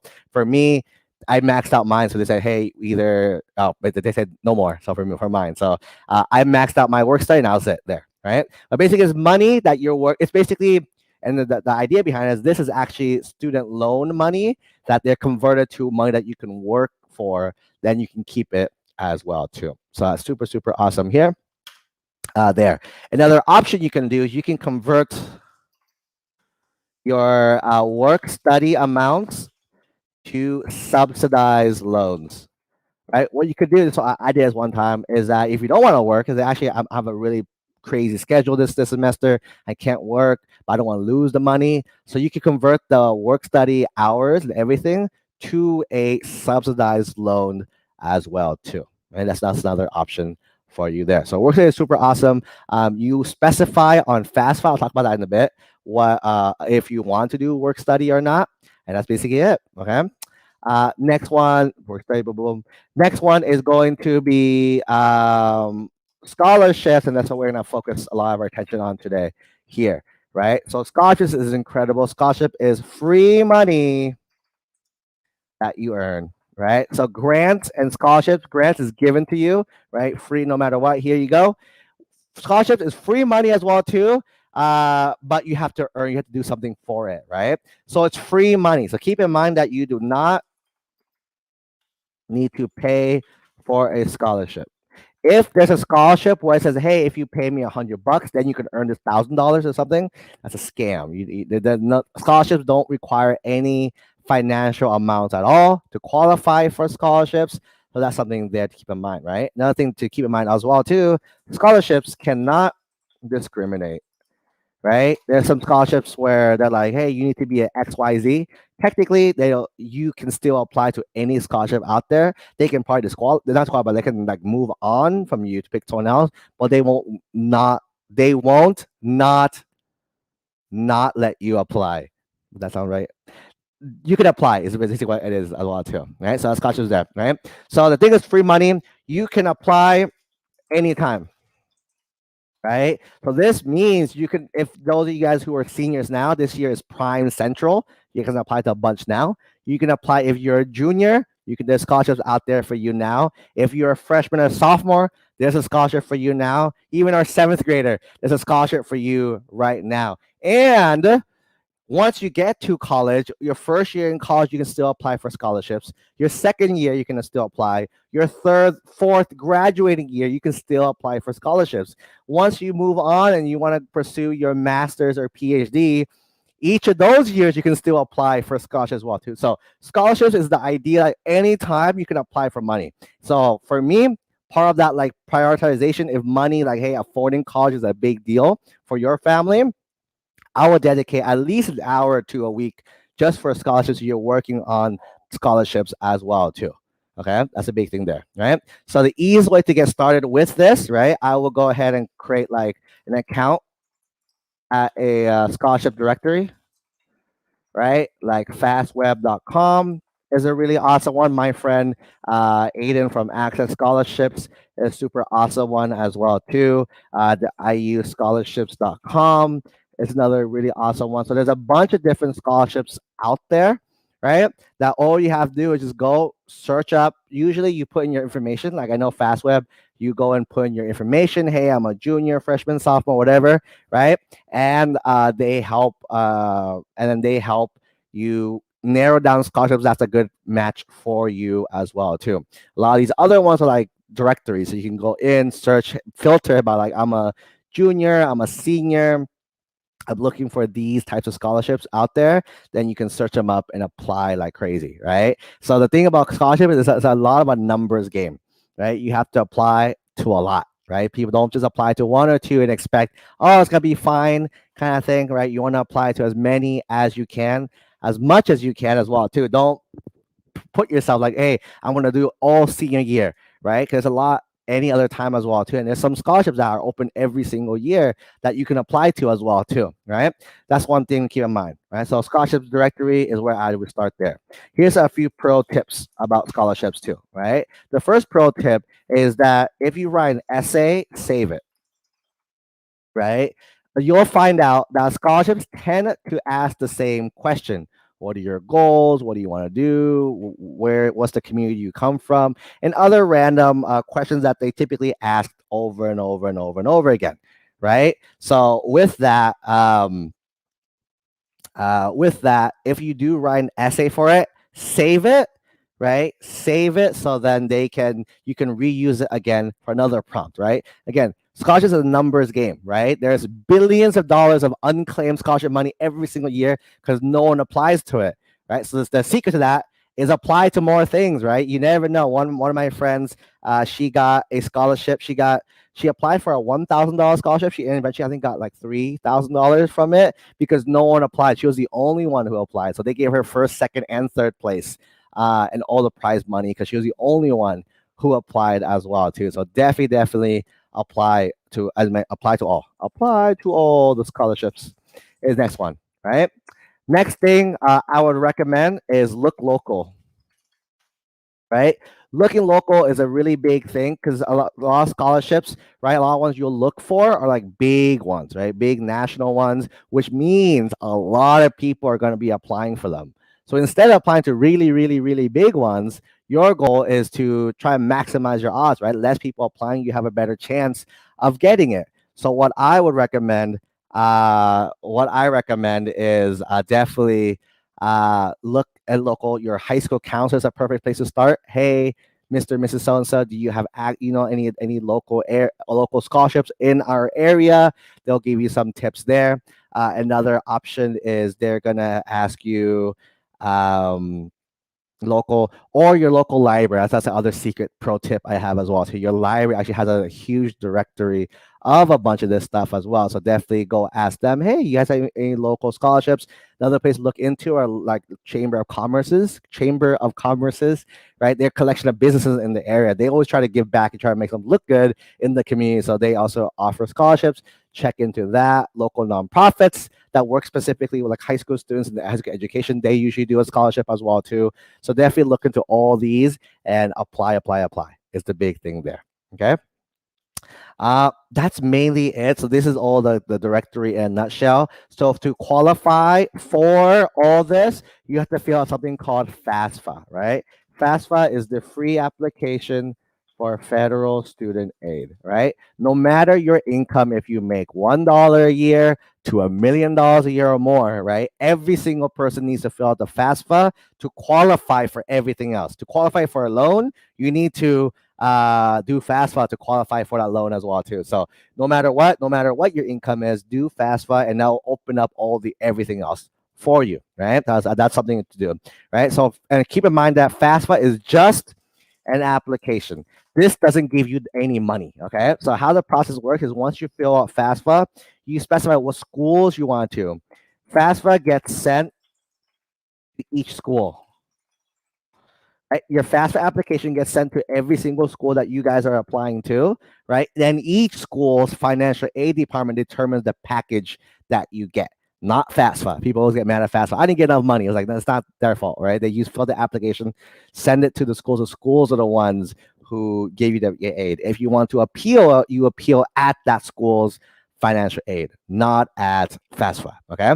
So FAFSA gets sent to every single school as well too. I believe the cap is 10 schools on FAFSA, but if you need to add more, submit it. It'll say completed, then change that list to something else, and it'll send another batch of applications there as well too, to the next batch of schools. Secret hack for those who are applying to more than 10 schools.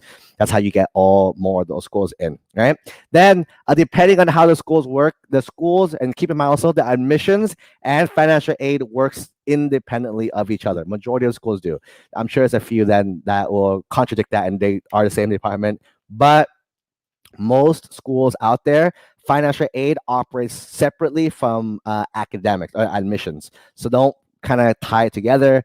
They financial aid really doesn't know until like you get in. So once you get in, admissions will tell financial aid. They'll put together a package for you at that time as well too, and they'll probably give you, this is how much grants we're giving you, this is how much loans we're offering, how much work study we're offering, and how much scholarships we're offering as well too. Scholarship also can count under the school's scholarship options there. Okay. Awesome. I think that's it. The only last thing is those of you who are applying to a few private schools, they might ask for a CSS profile. This one does cost money. So the CSS profile is like a FAFSA for private schools, right? It's kind of like, I think it's $10 per school that you could be applying with. Complete the FAFSA, the CSS profile, pay that, and that goes to each school to kind of give you their all additional aid as well too. A lot of the private schools out there use their money comes from the alumni, is where majority of their income comes from. So they'll be distributing that, and that's access through the CSS profile there. So just keep that in mind. Do a little bit of research. Hey, how did financial aid for so-and-so school? Most schools just use FAFSA. A lot of public schools, public universities just use FAFSA, but a lot of the private schools will ask for FAFSA and CSS. It won't be CSS only. It'll be FAFSA and CSS. So no matter what, everyone should expect to do that. FAFSA opens in October. So seniors, if you guys get ready for that, no stress though. You just guys need to file it before state deadline, right? So every single state has a different deadline. I know that the deadlines are typically after March of the following year. So seniors, you have until like March and beyond of next year to fill this out. You can do it earlier if you need to. It's taxes from 2 years ago, so or of the year that you're filing. So seniors now, you'll be submitting in 2022, so you'll be using taxes for the year 2000, right? For your parents, basically the FAFSA is just tax information. Copy and paste the tax information in there, submit it, and it'll come back with what you need to do after that. Okay. I think that is used for private schools. Awesome. That's majority of financial aid in a nutshell. That's it. Any questions on financial aid? Any questions on scholarships, grants, all that fun stuff as well?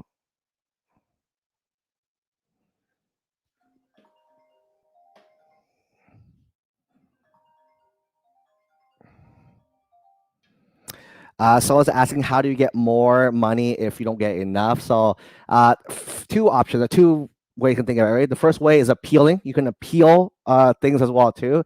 And I definitely, when it comes to private schools, I definitely recommend appealing, and kind of because private schools have access to more money. Public schools probably don't. So when you're comparing apples to apples, public schools, whatever they gave you is probably their best offer right at the beginning. Private schools can negotiate with you. So if you are like, hey, between this school and that school, right? You're like, hey, this school offered me extra $10,000 to attend. Can you guys match that or do anything better? And then they will say, yeah, or no, we can't. And if you can't, then use that as your determining factor as well too, right? Money becomes a big factor. I don't look at it at the very beginning as a college admissions factor, like a picking college thing. I'll focus at the end of like, hey, because at the end of the day, right?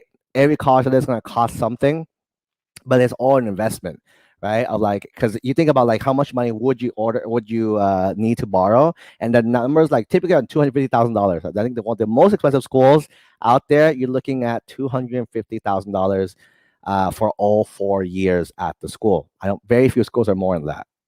Probably Stanford's probably more than that. But and typically you look at this much per year. But think about over a lifetime, right? Over a lifetime, how much money are you going to make because of that degree as well, too, right? And then for the most part, teaser majority of it will make a lot more than $250,000. That's why if you actually do the math, a lot of you guys will become millionaires over your lifetime, because over your lifetime you will create over $1 million in your life, right? But you think about like how soon you want to pay us off and figure out the thing that way, right? Another a super like realistic option, what a lot of my former students do, they spend basically, they get the loans out, whatever, their first 2-3 years after college, stay at home. They get a nice job, stay at home for the next 2-3 years, pay the bare minimum. 100% of their leftover money goes towards the loans.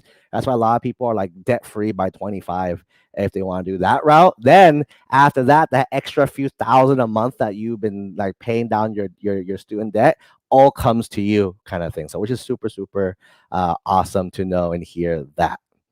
Cool. Great question. And the other and part two, the answer was scholarships, right? Always applies. Even if you're in going to a school, you can still apply for more scholarships your first year in college. That's why another batch of scholarship will be in. Just do a scholarship search. You can use Google scholarships for first years at this school, right? Or scholarships for first year college students, and there'll be a bunch. You just gotta apply. And I'm sure it's like a lot of it, as long as you view it as an investment, I'm doing this to get this end result, it won't be perceived of as a cost. It's like I'm investing this in myself, I know it's going to pay off, I'll be fine as well too. Cool, fantastic. Everyone's good. I'm starting to see awesomes. Fantastic. Cool. So here is the plan for the next rest of the day, right? Here's the plan for the rest of the day as well too, right? So what we are going to do, we are going to do a private workshop, because this information I don't want to share too big or else everyone's got to do it. But it's a private workshop. If you are interested, in the private workshop is basically how to start a virtual club.